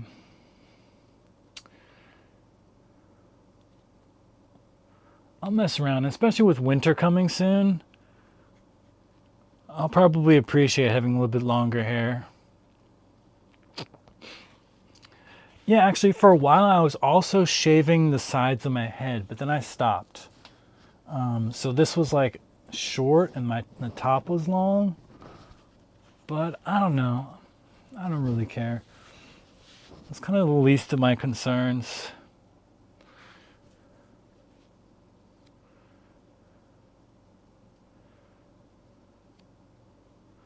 But yeah, man, thanks for the music. I added it to my playlists and yeah, like pinned it. I'm gonna keep listening to it. Some good shit. I like that vibe.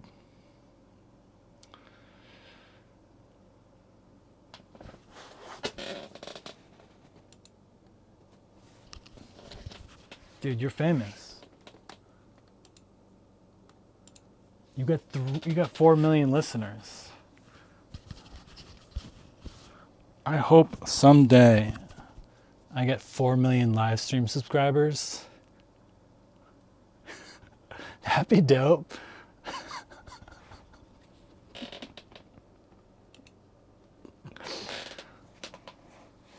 Wait, not you? Did I click on the wrong person? I clicked on your link.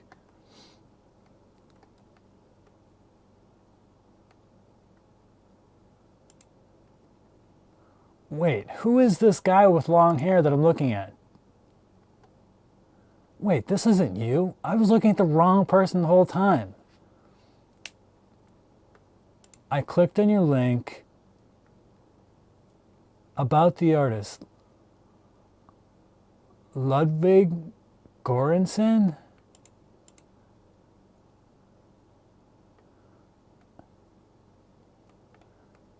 Is your name Ludwig Göransson?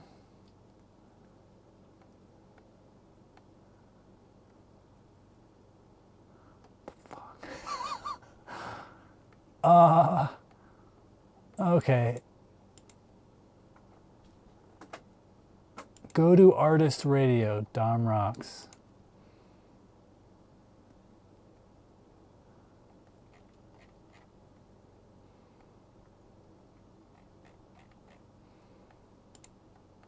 I think I see a small picture of you. I see, okay. You have a gray sweatshirt. It's like super tiny.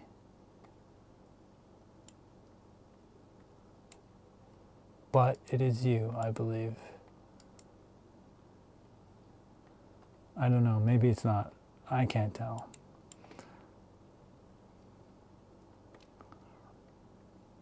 On your page, Dom Rocks, scroll down. Oh, that. So the gray hair thing? And you're holding, what is that? Oh, okay, I see.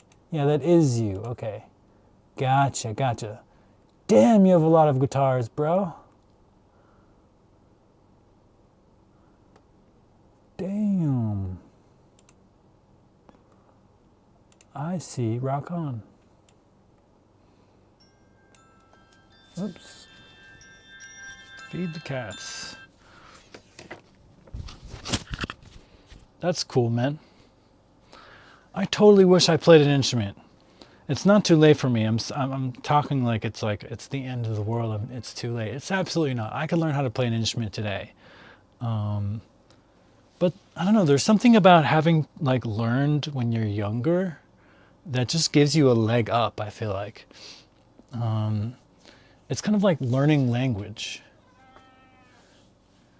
If you learn when you're like in the critical period of language learning, it's so much easier, right? You can be like fluent in any language, but then you try to learn a language later, it's not.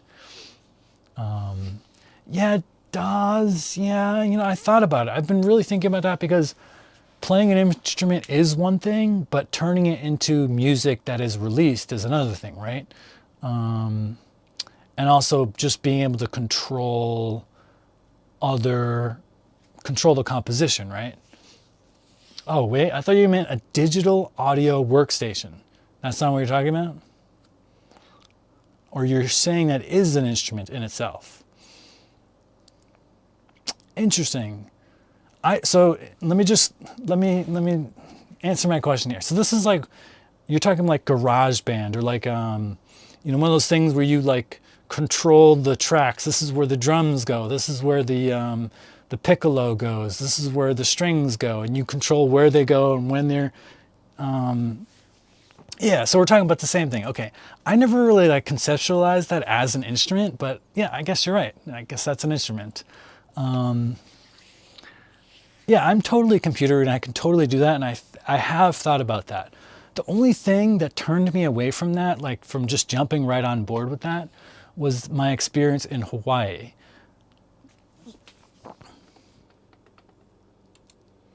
Yeah.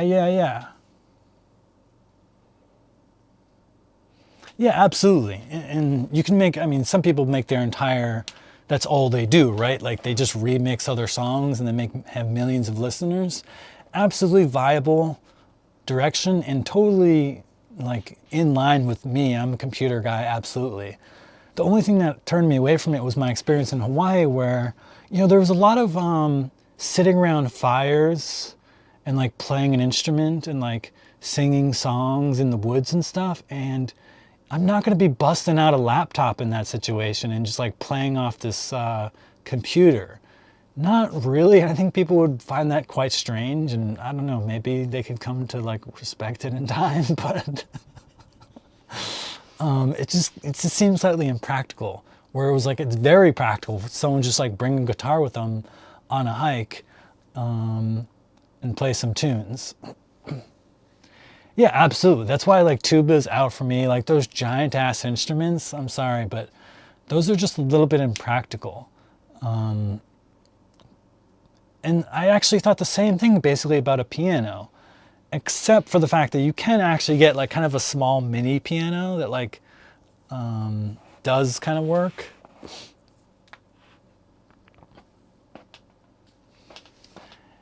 Yeah, like kind of simple stuff. I've been thinking about it. I looked at guitar though, honestly, I'm like, I don't know, maybe it was because I started first looking at piano, and then when I went to guitar after, I was like, what?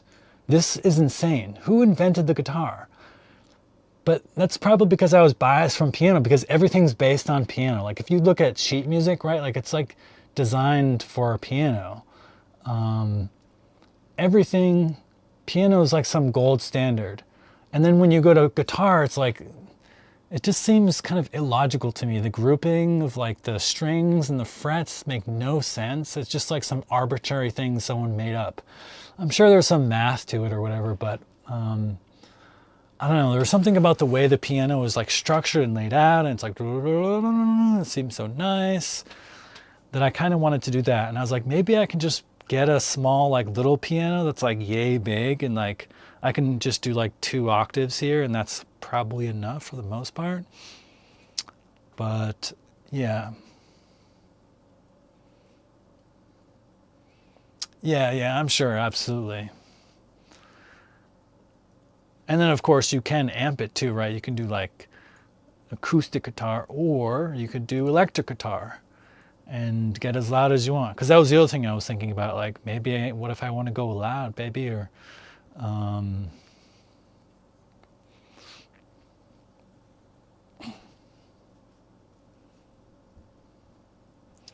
every scale has the same shape in any key.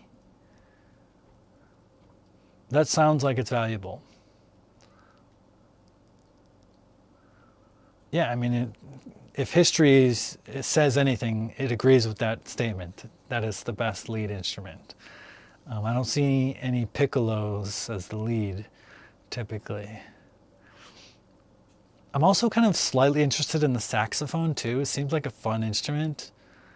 But I don't know, I think my mom scared me away from the instrument when I was a kid, because she's like, your teeth will get, your jaw will be messed up, because you have to like in a certain way or something. I don't know.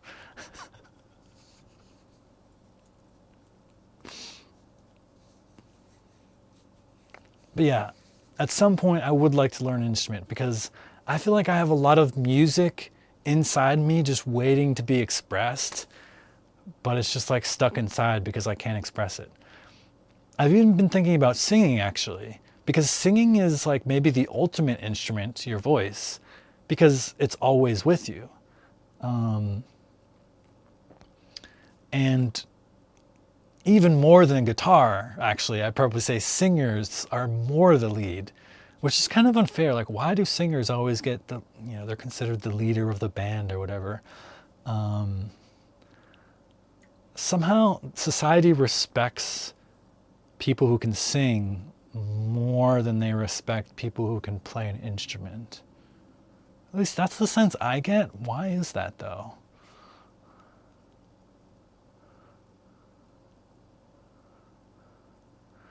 I also did consider drums. Actually, I was looking into djembe drums because drums are fundamental about, like, beat is fundamental, right? Staying in beat.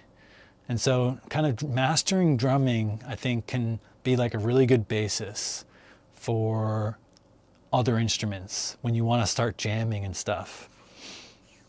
So I thought about my original path in Hawaii was to do piano and drumming at the same time, and then singing too. But I was a little ambitious, and I ended up stopping.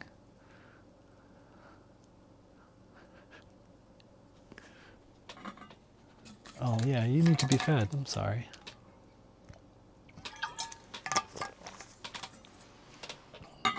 Here you go, baby.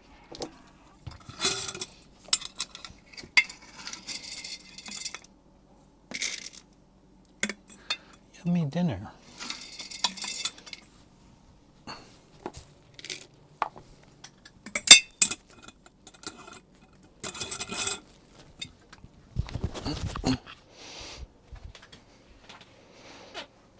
Yeah, what were the reasons for you giving up?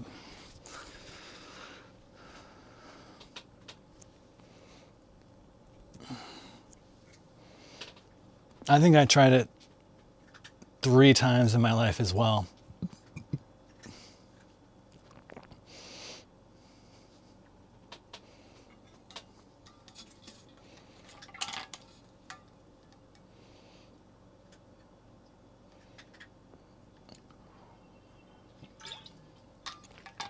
Huh. Violin's another cool one, actually. That's another one where I think my mom was like, you shouldn't do that one because you'll get a crick in your neck or whatever. Like, she's probably technically not wrong about that. It does seem to, like, it might create some imbalances. But I guess even guitar would probably do that unless you play it completely upright. Such is the nature of life, I suppose. Even piano to some extent.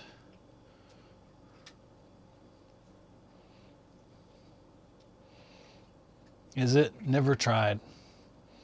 But I bet.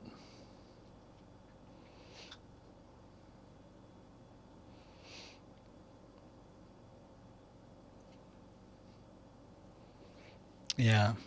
Well, I mean, in my opinion, we're going to be approaching a world very quickly through in which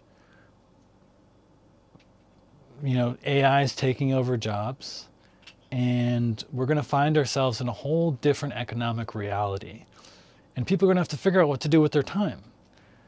And I think for a lot of people that'll be music, and it'll be interesting to see where we go with that. But yeah, I think if a lot of people didn't have to work for money, if that wasn't necessary, and you had time to just do what you want, I think a lot more people would play music, and I think I would be among them.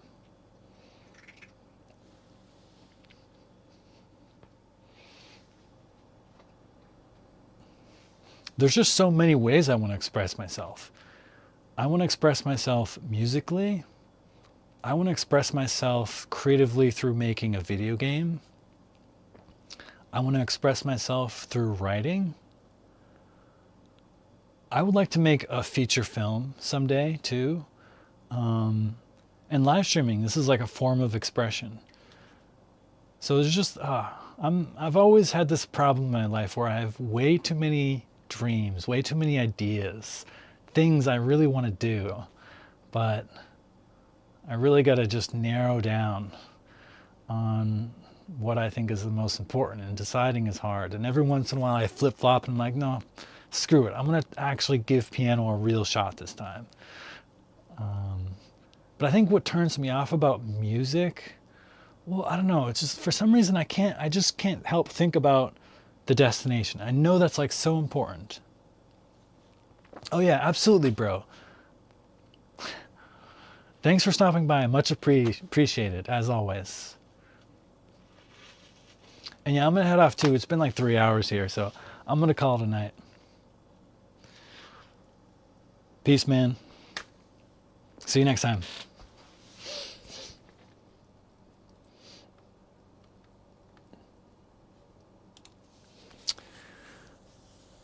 So with that, I think I'm going to wrap it up.